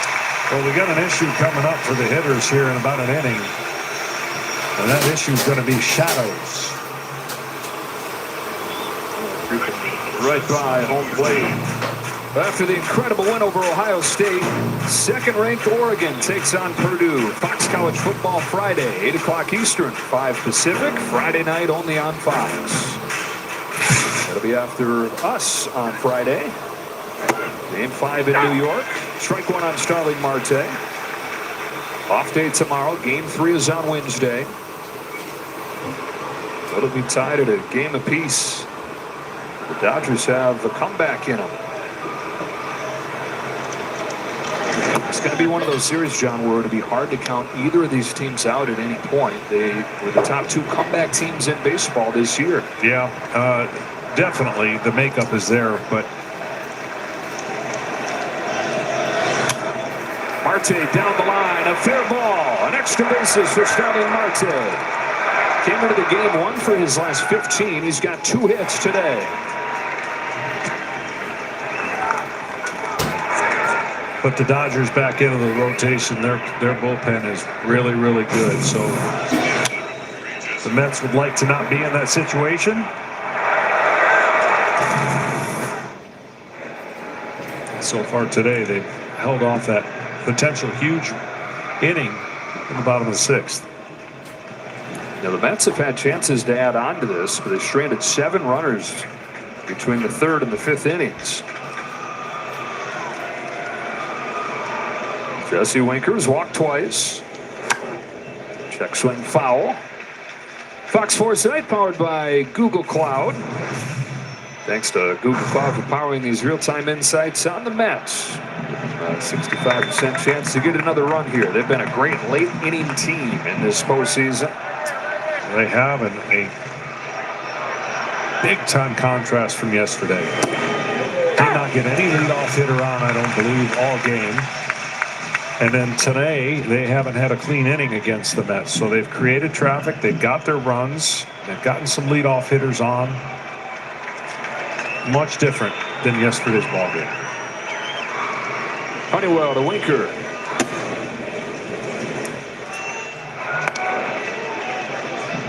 Jesse Winker with the 2 walks today has reached base in half his plate appearances this postseason. That's for a guy who was 3 for 42 in the month of September. And I was like, who in the world are we going to DH for the Mets? But Winker's taking a hold of that job.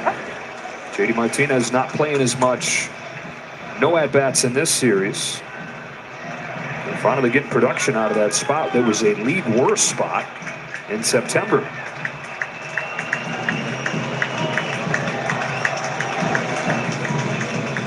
Marte, the man at second, 1 gone, top of the 7th. Well, checks on him. Marte's safe.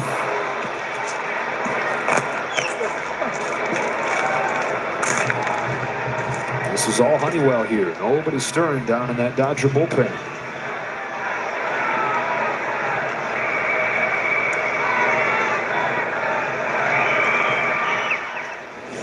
Winker's down on a fence ball. Start planning your ballpark visits for next year. You can go to MLB.com/tickets to learn more. Never too early to start planning for next baseball season. 2 gone in the 7th inning. The hitter's Jose Iglesias. 1 for 3. Chance to atone for his error. Allowed the 2 runs to score in the 6th. One of the 2 plays in that inning that neither one of them an easy play with the ball deflected off of the mound, but they should have made. Iglesias unable to. Alonso shielded there by Freddie Freeman. Couldn't stop it. Different temperature to this game into the late innings. Oh! 2-0.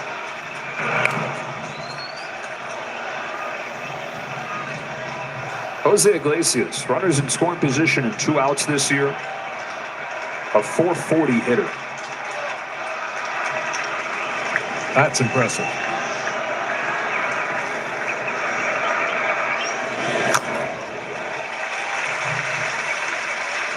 I said 2 out backbreakers in the postseason. Just crushes you. And that grand slam came with 2 outs, right? Yep. That's 2 the outs, 2 ultimate strikes. That's the ultimate backbreaker. After an intentional walk to Lindor, Vientos says, all right, I'll show you. 2-1 and Iglesias. Check swing foul. Strike 2. Brent Honeywell in his postseason debut, this long journey. 4 arm surgeries. 10 different organizations. Getting his shot. They're leaning on him, looking for 3 innings out of him. He's home with a 2-2. And he's put up 3 scoreless innings to keep his team in the game. It's game 2 of the National League Championship Series. And as we reach the 7th inning stretch, it's New York 6, Los Angeles 3. Well, want it all, I won't leave a breadcrumb.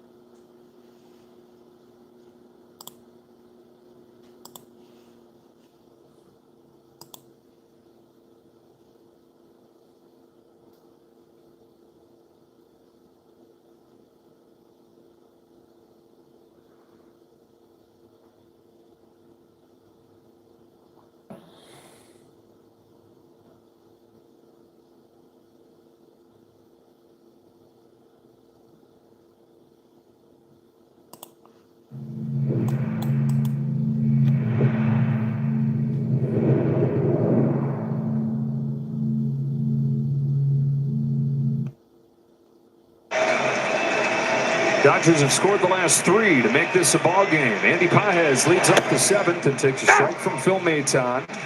Got out of that 6th inning without further damage. 9-1-2 for LA here after Pages, Ohtani, and Betts. Ryan Stanek's loose inning for the Mets. 2. The rookie in his first start of the postseason has struck out both times. Phil Maytown, who's been used heavily lately, his late season push. Stanek's ready, it looks like, for Ohtani.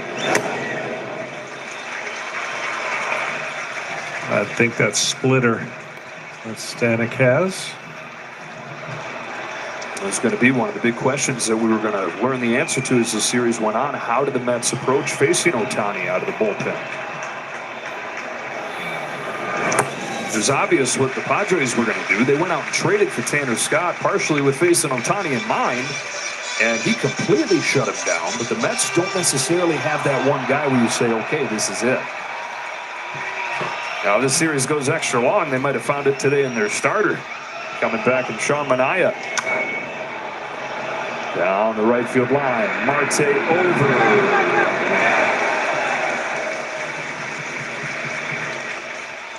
Good catch.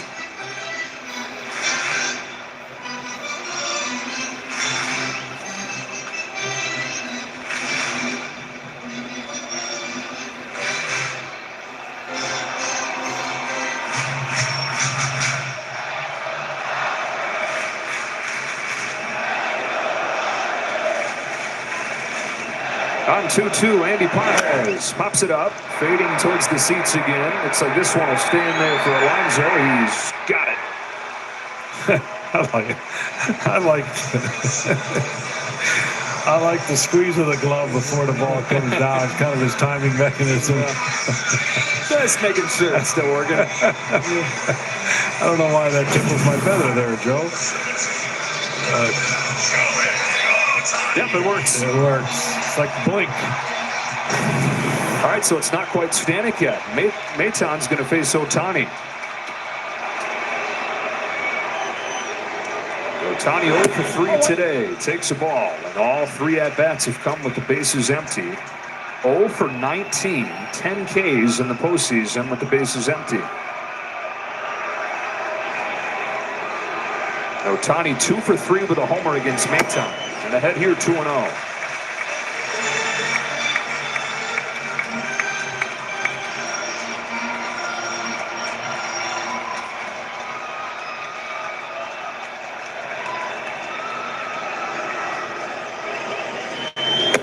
Ball 3.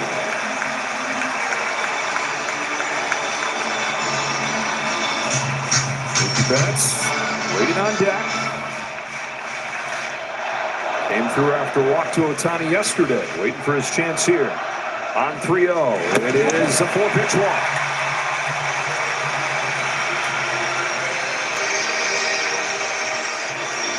Your team, your players, your home for postseason baseball. Get personalized highlights and push notifications just for you. Download the MLB app today. So they handle Ohtani carefully. He's aboard. Mookie Betts is coming up, and it looks like that is going to do it for Mayton as Carlos Mendoza take the ball and hand it off to Stanek. It's a 6-3 game. Bottom of the 7th in LA.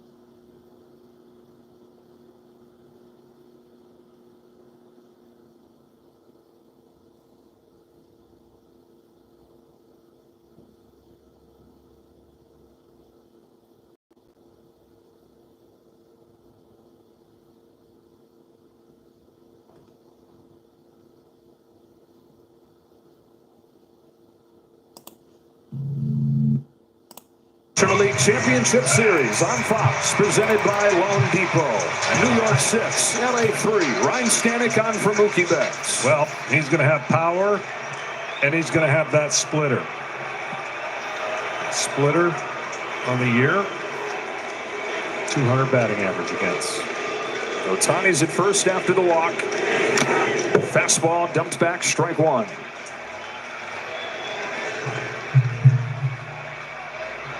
The Mets got a home run in the first inning from Francisco Lindor. They had a grand slam from Mark Vientos as part of a 5-run second. They've stranded 7 since. But the Dodgers got a run in the 5th and 2 in the 6th. On this 0-1 pitch, Betts watches strike 2. He's shown him both pitches.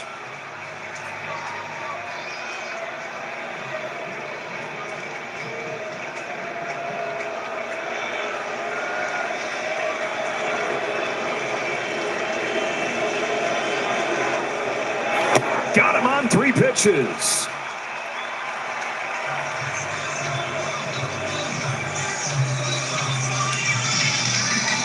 Those were 3 nasty pitches, so I'm not so sure even if there wasn't any shadows that one of the best could have hit it. But with the shadows, create some challenge. As long as you make your pitches.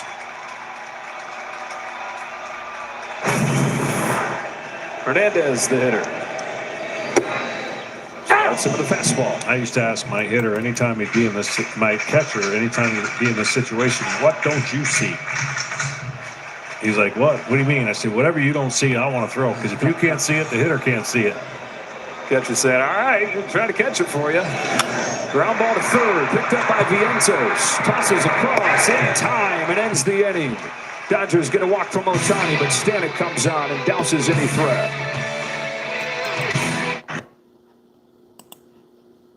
When it comes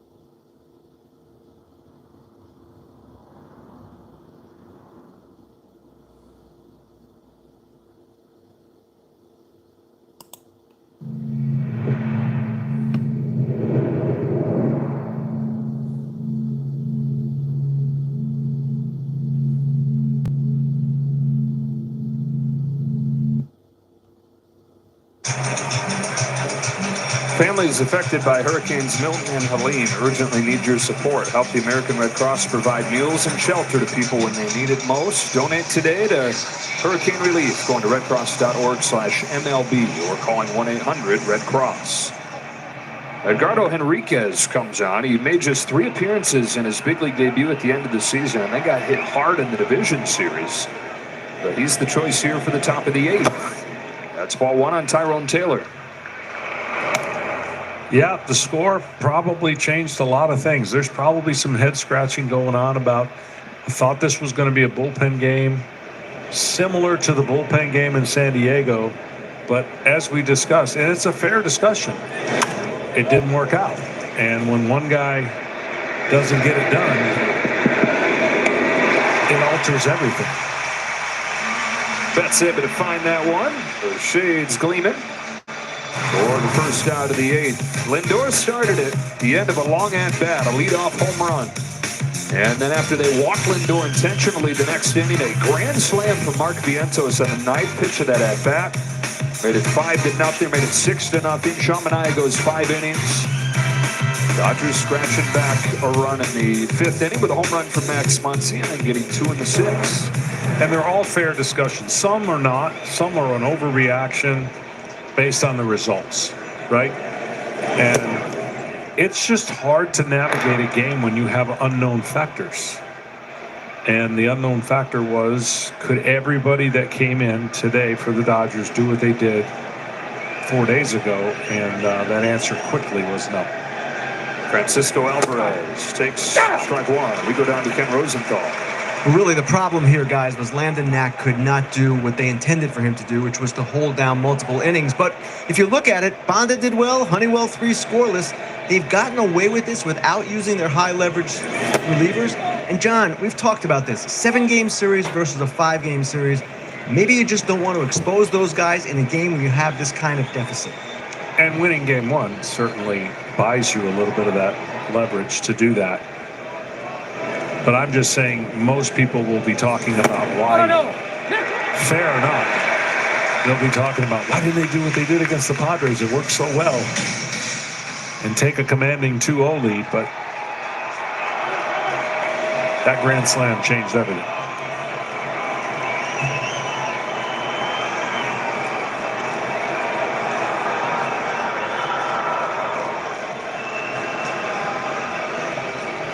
Enriquez to Alvarez with a 2-2 pitch. This is with a fastball. Tom, what do you think? Yeah, I give Dave Roberts a ton of credit here because I don't think it was in the script to have Brent Honeywell out there for 3 innings, but he trusted what he saw. And that slider today against the right-handed heavy New York lineup really worked out and enabled him to stretch this game out. 57 pitches for Honeywell today, the second most he's thrown in his career. That's a pitch clock violation for ball 4.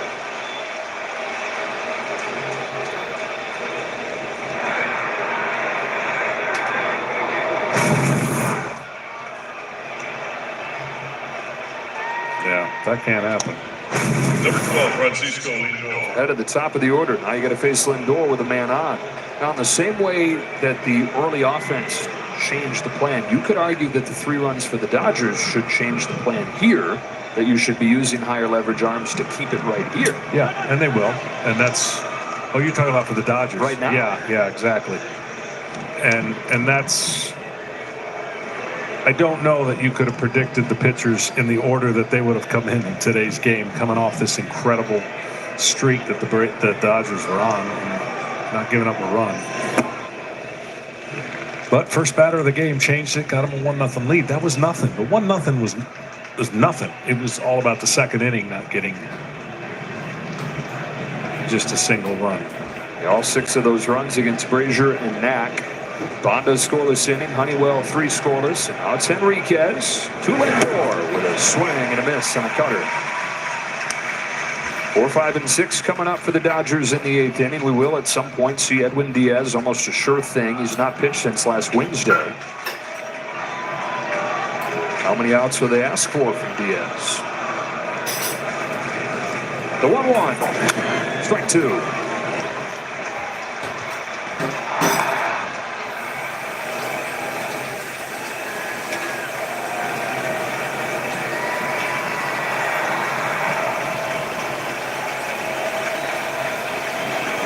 Enriquez, who started this season in low A, now finds himself facing Francisco Lindor in the CS. Lindor lifts the ball to right center field, headed for the gap. Pages on the run, gonna get there. Hangs up just long enough for the Dodgers center fielder to run under it. 2 away.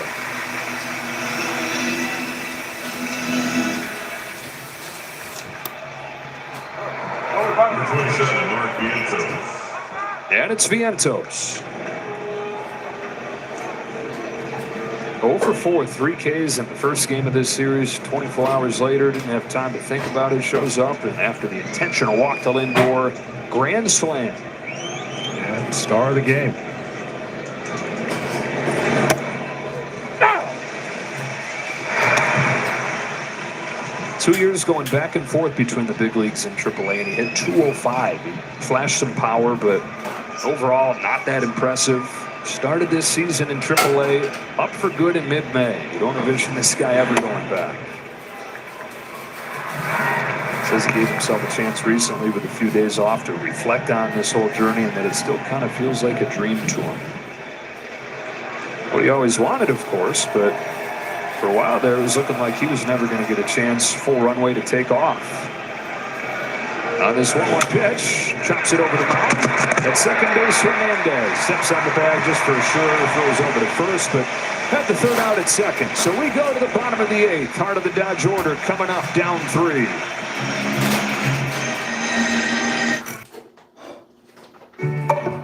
When it comes time to top it off with Buller sour cream, more is never enough.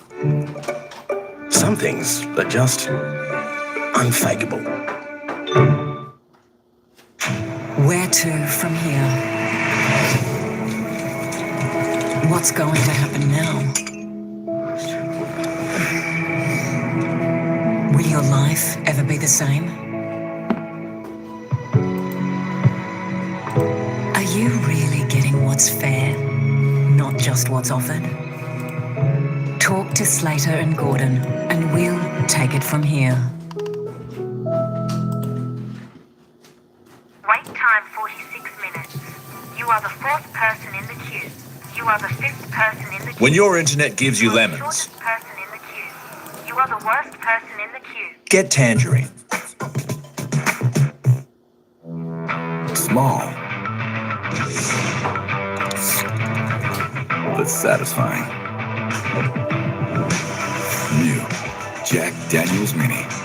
Found them in stores now. I'm back. You see, I own the replacer. I replace you so you can kick ass in Call of Duty Black Ops 6. Mittens is stuck again. Mittens, you did this to yourself. Delivery! I'm not coming back! Tacos anywhere! It's the biggest test series of the year. And thanks to Western Union, you could be watching it from the best seats in the house.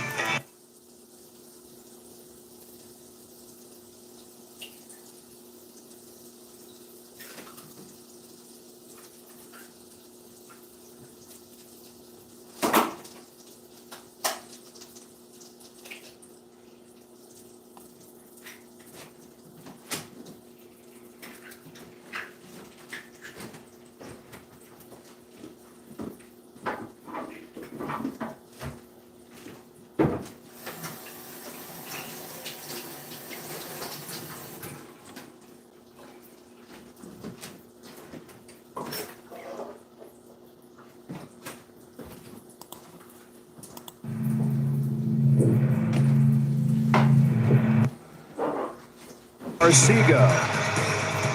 The match 6 outs away from sending this Beer Series back to New York, tied at a game apiece. With the early offense today, a run in the first, 5 in the second, 6-3 to the last of the 8th. Well, they came in here with an objective. Of course, they wanted to win 2, but getting 1 is what the visiting team always wants to do when you get to this point. And see what you can do at home. Ryan Stanek finish off that 7th inning. We'll start the 8th. A couple defensive changes behind him. Acuna's into the game at second. Iglesias over to third, and Vientos out. Freddie Freeman 2 for 5 against Ryan Stanek with a pair of home runs in his career.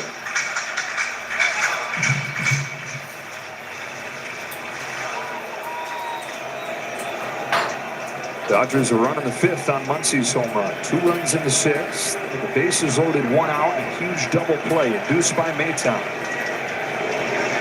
On this 1-0, Freeman fouls it off.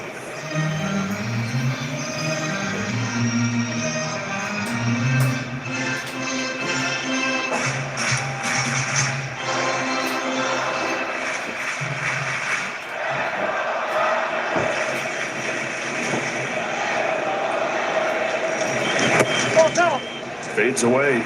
Ball 2.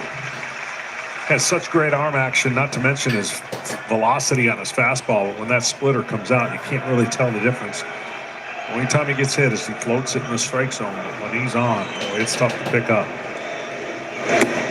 Ball 3 on Freddie Freeman.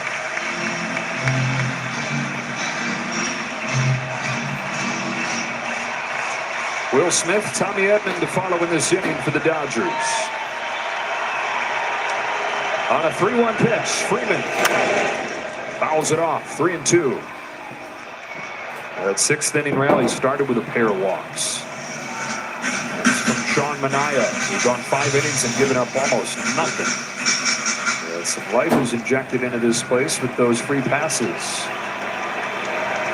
He's gotten to 3 balls against Stanek. It's home with a payoff. A line drive to second, and Acuna's got it. A short hop over to first, 1 away.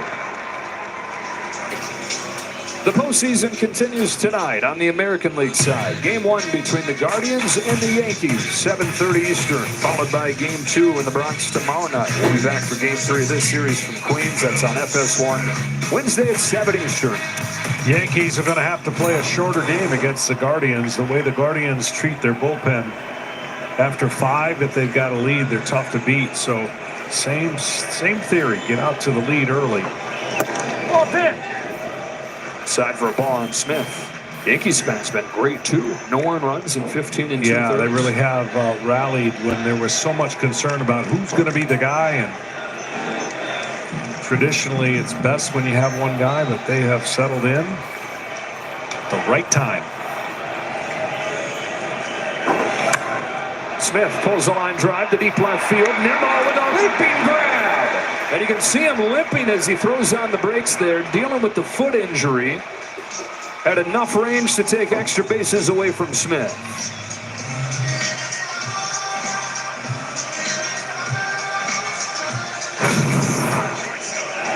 Well, this ball was hit on a rope and was coming down just in time for Nimmo to get to its peak.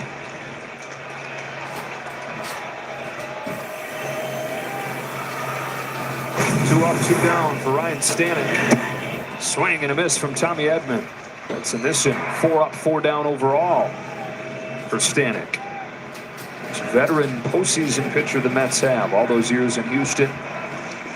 28 postseason game for him. Ahead of Edman 0-2. Edwin Diaz has started to warm down in the Mets bullpen. Dodgers need to get a base runner in order to ensure that Ohtani gets to the plate again.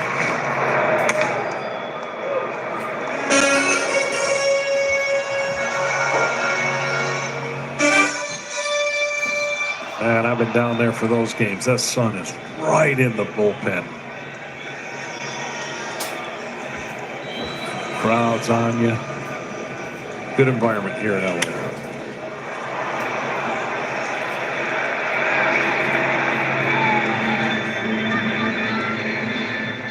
Be a madhouse in New York too, won't it? Yes, it will.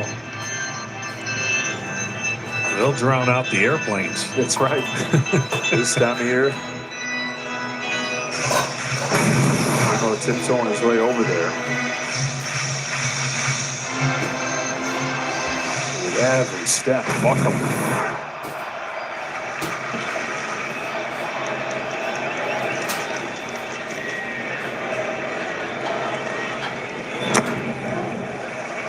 First started feeling that back in May. and had managed it. The pain had gone away, but aggravated it game 3 of the division series. It's screaming at him on every step at this point, it looks like. Just the word sounds painful. Plantar fasciitis? Yeah. Yeah. Never know if I'm saying it right either. Just kind of just slur. Plantar fasciitis. I think you got it. Did I get it?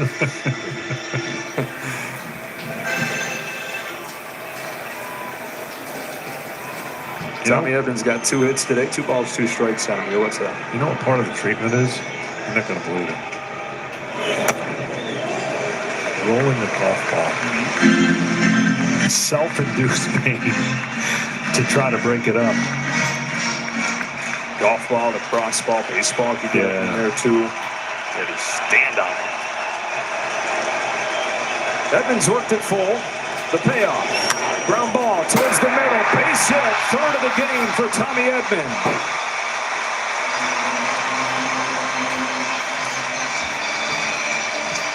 And they will get Ohtani to the plate again in this game. Still with work to do. Down 6-3. Max Muncy coming up.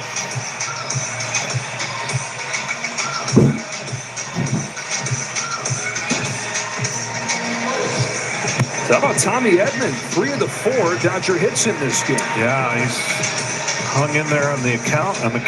Didn't get beat. The middle. The other hit came from Max Muncy. A solo home run back in the 5th.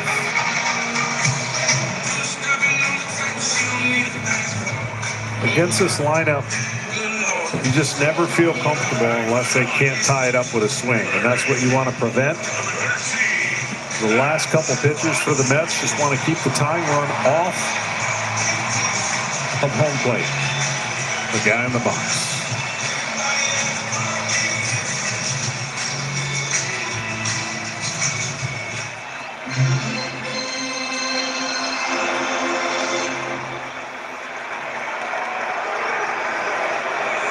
Six-3 game, bottom of the 8th. Muncy takes ball 1. Dodgers won game 1 in a laugher, 9-0. Mets sprinted out to a 6-0 lead through 2 innings in this game. Now 6-3. The Mets 4 outs away from tying the series up. 1-0. 1-1. Only Corey Seager and Justin Turner more home runs in the postseason in the Dodger uniform than Max Muncy. Former Oakland A's cast off. Just come over here, top 10 in franchise history in home runs during the regular season, top 3 in postseason history. Missed a lot of this year with an oblique injury. Came back in August, and that's when this lineup really took off.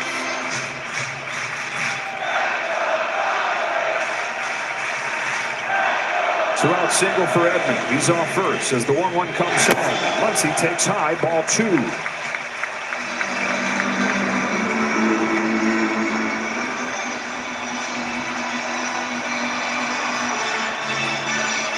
Hernandez would love another shot. Grounded into the double play his last time. Muncy looks at ball 3.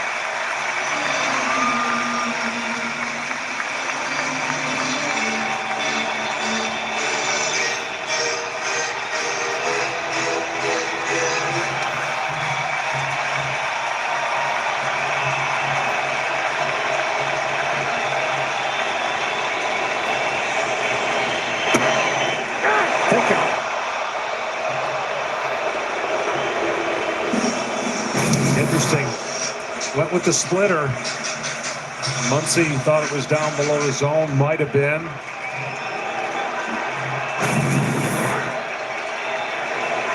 Got to earn his way on right here.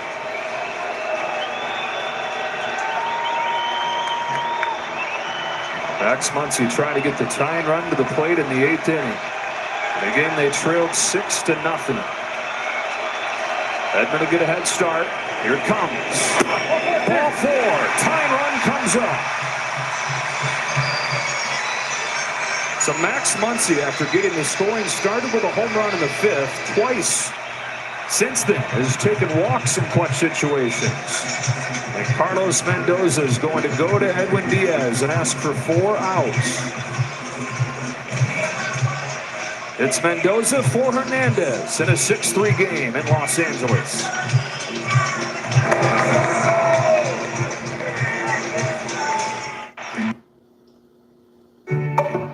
When it comes time to top it off with Buller sour cream, more is never enough. Some things are just unfakeable. Anywhere. It's not a place on a map. It's possibility. It's taking that leap and sticking the landing. Anywhere is a fresh tin of elbow grease. It's a wet-nosed welcome home.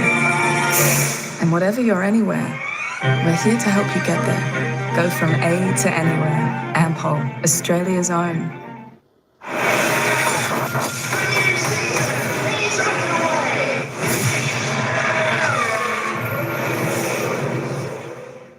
It's the biggest test series of the year, and thanks to Western Union, you could be watching it from the best seats in the house.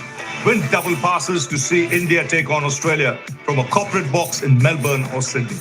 To enter, just transfer $1,500 or more with Western Union. Each eligible transfer before November 2nd gives you another entry into the draw. These seats are fabulous, and I'll be popping in to join you. Visit westernunion.com for more.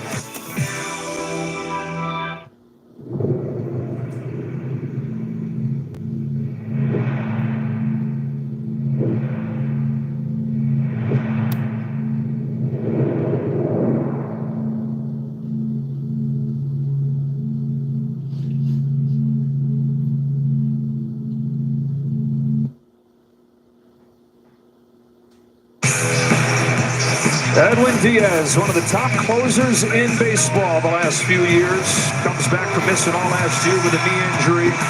John, this whole series, though, could come down to which version of Edwin Diaz the Mets get. Yeah, if he's in the strike zone powering his fastball and using that slider, then they're going to get the great version. If he's having trouble with the strike zone, it creates more stress than the Mets want, and that stress was created this inning by walks. Again, one thing to hit your way on, it's another thing to gift your way on. Hitting Kike Hernandez, fastball. Will it be the first pitch? It's a first pitch slider, and he catches the corner for a strike. Very good pitch selection by the Mets closer in that situation. There go the runners. He'll take second and third. 1 ball, 1 strike. Diaz paying no attention. Edman and Muncy both advance, and now base hit makes this a 1-run game. Yeah, that's the other thing that they're doing against him is he's got such a high leg kick.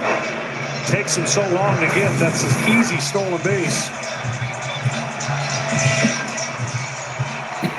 Multiple base runners all 3 games this October against Edwin Diaz, who fires. Swing and a miss. Ahead with the slider. 1 ball, 2 strikes. When Edwin Diaz stays back and trusts his mechanics, this late breaking slider becomes harder for the hitters to hit. When he doesn't, he pulls it and throws it in the dirt. Same thing with his fastball. Pop fly, shallow right. Marte coming on. He says that he's got it, and he does. And Edwin Diaz gets the first of the 4 that they're asking for.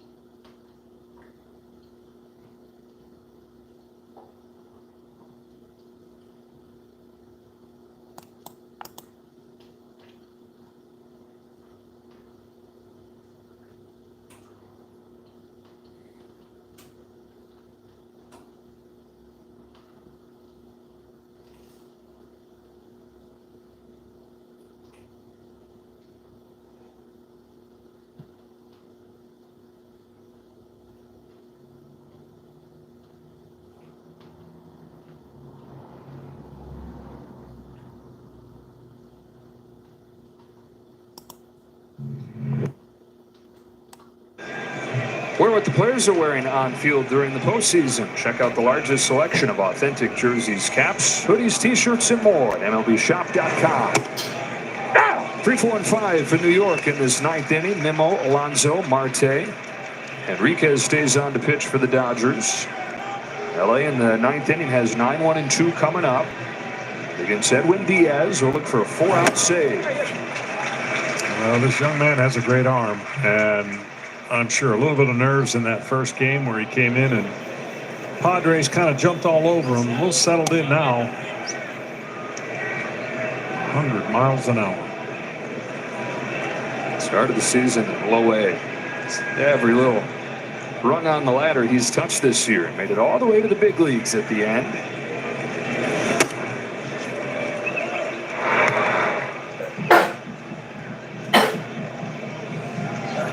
Without Brusdar Graterol, who's out with an injury, but so this is baby Brusdar here, 22 years old, also from Venezuela.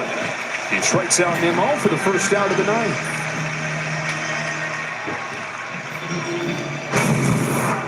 Number 20, Pete Alonso. Don't need these anymore. No. You're fired.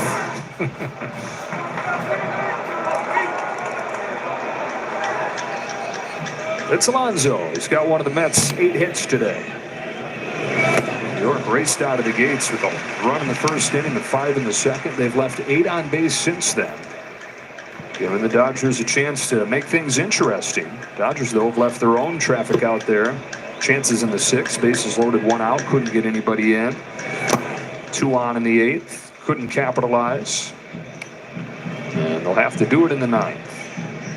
One win for Dave Roberts is that he's kept it here, kept them within the game without using any of their top arms, so they should be fully loaded going into Game 3.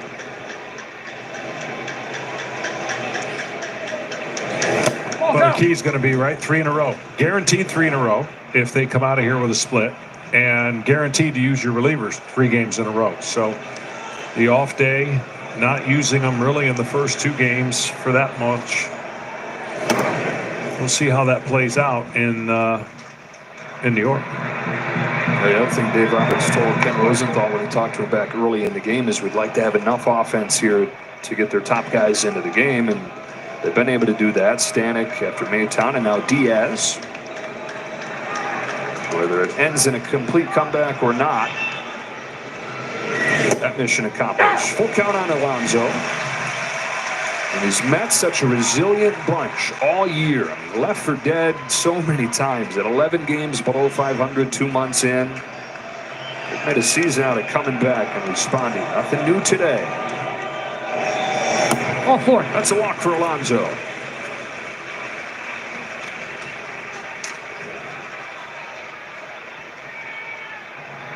Number 6, Carlos Mendoza said that you could write a book, you could write a movie with the way this season has gone. About this Mets season, his first, he's had a big hand in. He sure has. And, you know, for each club, different reasons for their managers doing great jobs. All the pressure, payroll, expectations for Dave Roberts, and then all the injuries. Well, they still got the best record, and they got here. He probably is never going to win Manager of the Year again because of the expectation. Carlos did an incredible job with all the things that went wrong in May, all the things that were being written off about this team. He probably, too, won't win Manager of the Year, but he's going to get a ton of votes. It's going to, I think, come down between him and Pat Murphy, but what an incredible job when you think about all the expectations for different reasons. Resources, spent a lot, trades, signings for the Dodgers. Really didn't do a whole lot for the Mets. There goes Alonso, and he'll take second. But they held it together. And a lot of praise needs to be given to the management for holding it together, not panicking, not selling off, not doing anything that typically you could say the direction they were going, and here they are. 2-1 coming home to Marte. This is for ball 3. Finally a sense of stability at the very top, and they've had nothing but turnover in the key spots of head of baseball ops and managers. They've had 8 GMs and 5 managers the last 7 years. But now they got Carlos Mendoza and David Stearns, the local guy. On a 3-1 pitch. Cut and a miss. Count goes full. I say those two guys, those two new guys, one of them hired the other. They leaned on each other early on when the Mets were 0-5 and way below 500 a couple months in. Let's do our best to just block out the noise. Just worry about winning each day and each thing within each day. Bite by bite, roared their way back. 3-2. Marte grounds one into center field and a base hit. Here comes Alonso. Throw from Pages is not in time. Polar Bear flops home. 7-3 New York. Boy, he got a great break, and he rounded the bases perfectly. For it to be bang, bang, great throw, great slide. Inches. Here comes the slide head first away from the plate. And then the break. The walking stolen base. And just enough to get home. Mets have the insurance they've been searching for quite a while here. Stolen base sets it up. It's pretty much given to him.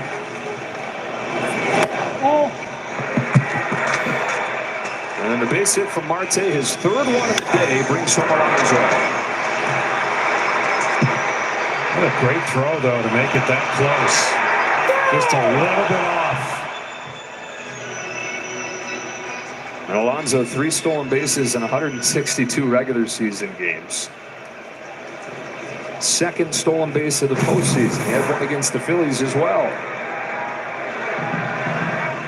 And really good base running by Marte to get to second base on the throw.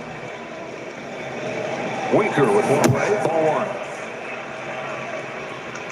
So we were talking about managers. We kind of have the same situation in the American League. Got a manager of the year candidate playing an old hat in Aaron Boone. And same thing here. First-year manager trying to get their teams to the World Series. All the pressure on the veteran managers in those cases. Yankees and Dodgers. Winker hits it hard, and that ball's through. Marte had to wait to make sure it wasn't caught, so he stops at 3rd. Winker's on for the 3rd time. There have been 5 rookie managers to take their teams to a World Championship. Alex Cora, the last one to do it in 2018. And we've got Carlos Mendoza trying to do it for New York. Stephen Vogt trying to do it for Cleveland. And both guys trying to snap long droughts. That's looking for their first title since '86. Cleveland, 75 years since they've brought one home.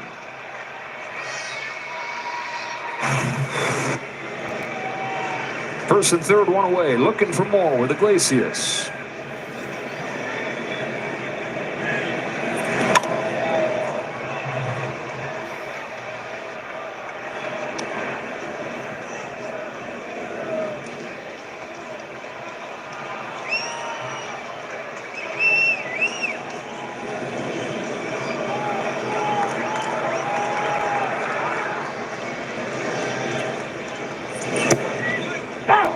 Inning 2. A total reversal in games where the Dodgers yesterday, every starter reached base, and for the Mets today, every starter has reached base. Flipped into right center field. Mookie Betts slides over. He's under it. Makes the grab. Marte not going to test him. Winker. He almost got caught in a bad spot again. Antoine Richardson, the first base coach over there, having a laugh with him. Careful, man.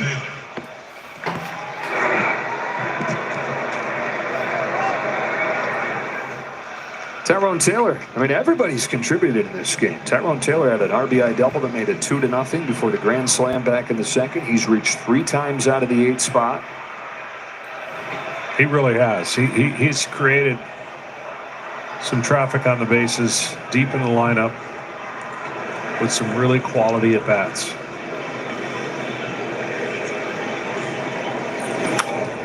Grounds one to third, backhand Muncy. Guns to second. Nice play to finish off the top of the 9. Big insurance run for New York. 9-1 and 2 coming up. Down 4.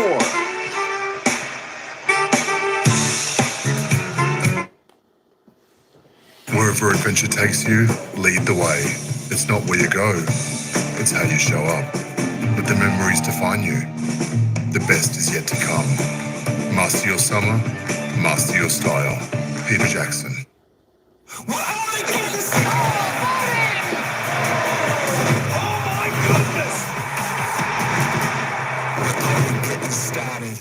It's the biggest test series of the year, and thanks to Western Union, you could be watching it from the best seats in the house.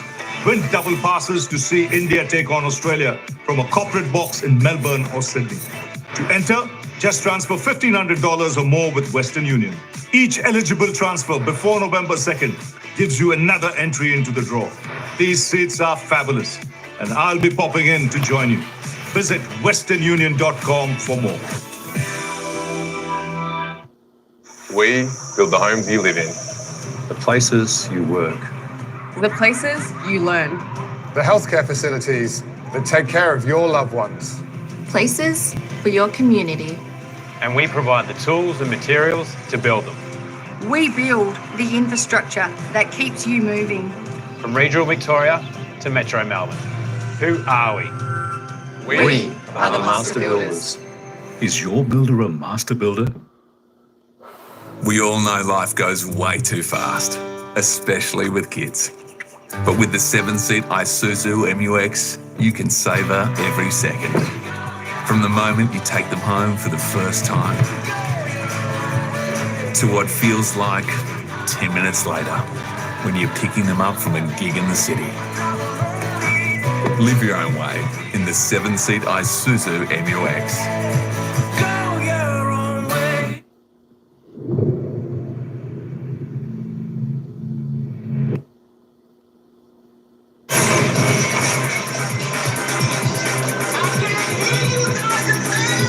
Game 2 of this championship series goes to the bottom of the 9th inning. The Mets 3 outs away from sending it back to Citi Field tied up, responding to the 9-0 blowout in Game 1 with the early start today. The 6 runs over the first 2 innings, and able to get a big insurance run against the underbelly of the Dodger bullpen.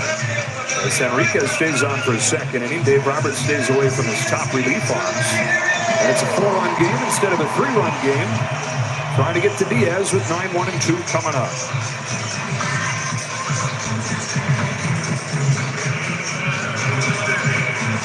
Tyrone Taylor moves over to left field. Harrison Bader comes into the game in center. So they get Nimmo, who can't move very well, off his feet. Cover a little more ground out there. Pajes in his first start of the postseason, 0 for 3.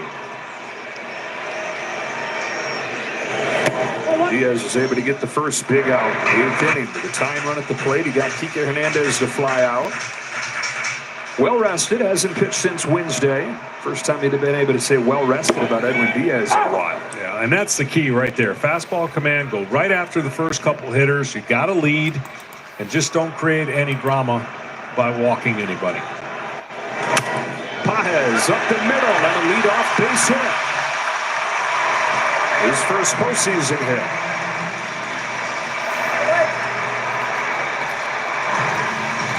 If the Dodgers are going to rally, that's how they have to rally with hits. Well, they've got Ohtani where he's been unstoppable. That is with runners on base. Amazing. I mean, I get it, why he's easier to pitch to with the bases empty, but it's astounding. 0 for 19 with the bases empty. 6 out of 8 with men on. It doesn't. I wonder if there's ever been a stretch in the regular season like that.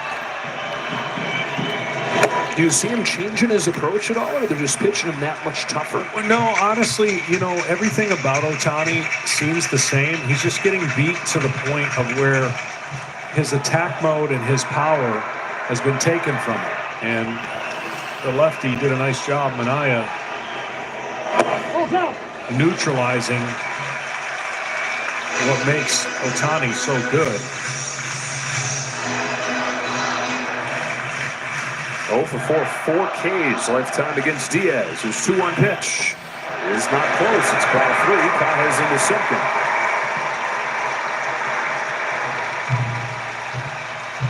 Already, that insurance run feels big.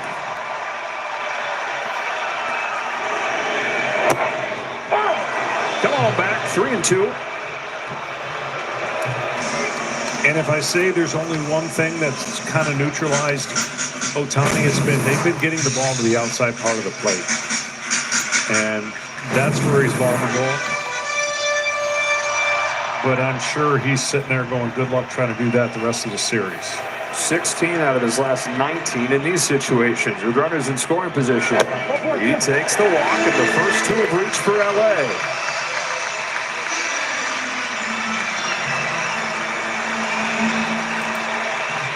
Well, this season, I wouldn't be surprised if the sales of Tums went skyrocketing in New York with all of the kind of games they played and just the comebacks and the drama and right here, not ideal. Again, no walks, and you walk a guy and you're one batter away from that dreaded tying run come to the plate. That's strike 1. The Mets have never won a postseason game where they've walked this many hitters. 8 walks. Garrett loosens. 2 on, nobody out, 9th inning. Ball and strike on Mookie Betts. Teoscar Hernandez on deck. And I'm not just advocating for throwing the pitch right down the middle, but when you get behind in the count and you've got that big a lead, then it calls for it. Betts was homered against Diaz before. Check swing foul, strike 2.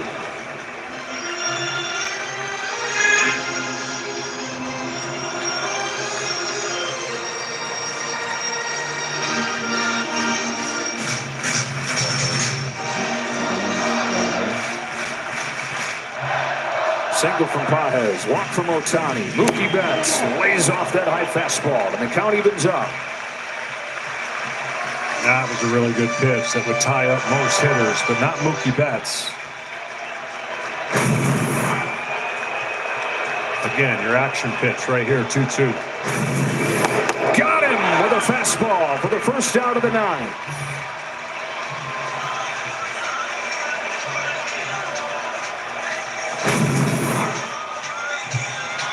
Low 3/4 cheese.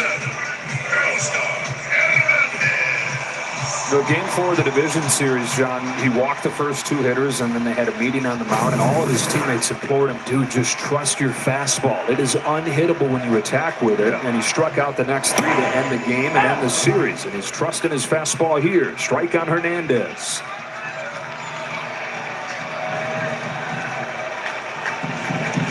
Freddie Freeman on deck. 0-2, continues to attack with that heat.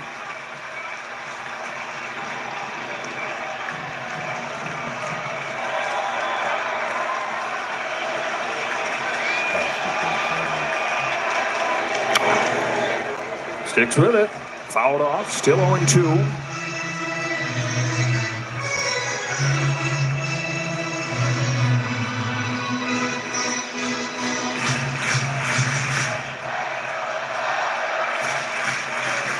Diaz tries again. That's high for a ball. The game is 6-0 New York. The Dodgers putting the pressure on in the late innings. 1-2 pitch from Edwin Diaz. Hernandez able to stay alive. In this situation here, if he pulled him down the left field line on a fastball, then he might deviate and throw that slider. But right now, having a hard time catching up with it. 2 on with 1 out. Hernandez trying to get Freeman up there as the tying run. Instead, a strikeout. Back-to-back Ks for Diaz of Betts and Hernandez. And the Dodgers are down to their last out. This is a perfect pitch.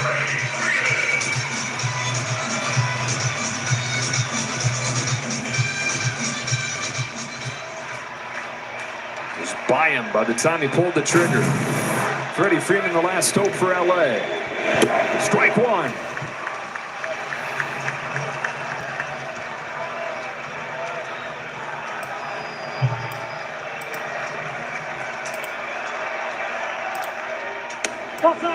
Outside, ball and a strike.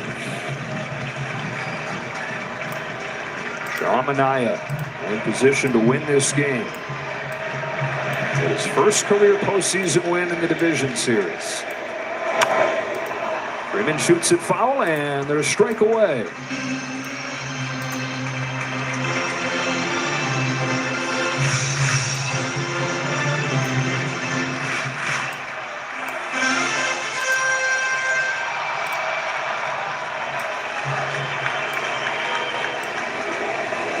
Okay, 2-2. Got such a live arm. There's Diaz.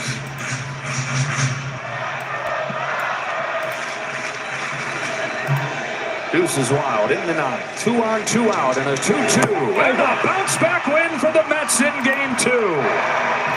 After they flattened 9-0 in game 1, they explode out of the gates in game 2 and hang on 7-3 to send this series back to Citi Field tied up.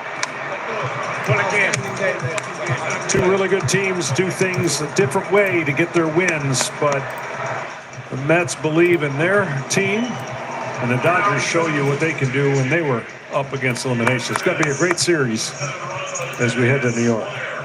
Off day tomorrow. Game 3 will be Wednesday night from Citi Field. Luis Severino, Jose Quintana lined up for the Mets. Walker Buehler likely to go for the Dodgers in game 3. Carlos Mendoza's team, as it's done all year, finds a way to respond quickly. He threw a back foot slider after throwing all those 99-mile-an-hour fastballs. Created a little excitement in the ninth. As he often does, as he has every time that he's pitched this postseason. Things you can count on these days. Edwin Diaz making it interesting, but Francisco Lindor is setting the tone. Let's go down to Ken Rosenthal. Thanks, Joe. Francisco, your home run leading off the game set the tone. It was an epic at bat. 8 pitches, you fouled the ball off your leg. What was your thinking going into it and as it proceeded? I mean, I know they have an outstanding bullpen. I was just trying to get a good pitch to hit. And yeah, I fouled up the ball in my leg. I have a big old bump in my leg, but it was just a matter of getting a good pitch and try to make something happen for the boys. I wasn't trying to hit a home run, just trying to get a good pitch. Anaya pitched well today. Your bullpen was very good behind him. That's a very high-scoring team. Yeah. How encouraged were you, Francisco, by your pitching today? Pitching staff did amazing today, and Alvarez behind the plate, great job. They had a plan, they executed it to the T, and that's what it comes down to. In this type of games, you have to execute. Whoever executes the most is going to end up on top. Series tied 1-1. Yeah. What do you expect the environment to be like Wednesday night at Citi Field? Mets Nation is amazing, so I'm looking forward to being home. And we just got to continue to stay the course and play as hard as we can, day in and day out. Francisco, thank you very much. Now over to Tom Verducci. Thanks, Ken. With Mark Vientos. Mark, around the Mets here, they call you Swaggy V. When Francisco Lindor is walked intentionally in front of you, 2 outs, bases loaded, were you feeling swaggy or insulted? To be honest with you, I took it personal. I was like, okay, I mean, you want me up to the plate, I'm going to try to drive in a run. Honestly, I was trying to simplify the game. I wasn't trying to do too much, but I did take it personal that they walked Lindor for the bases loaded for me. Well, take me through that at bat, because you saw 4 consecutive sliders long at bat, and they tried to get a fastball by you. Oh, no, I mean, honestly, I was just trying to simplify the game. I was trying to put a ball in the gaps or just get a walk, honestly. I wasn't trying to swing at anything in the dirt. I know today they were throwing me a lot of pitches down and away, and I was trying to see them up, so. Mark, you're going to get on a plane and go home. The series tied 1-1, Game 3 at Citi Field. How do you like your position? I think we're in a great spot. I like the momentum we got. I like the energy we brought in this day game, and we got to keep it going. We'll see you back in New York. Thank you. Thank you. Back to you, Joe. Okay, Tom, 7-3 New York in the second game here at Dodger Stadium. The scene shifts from one coast to the other, from one big city to the other.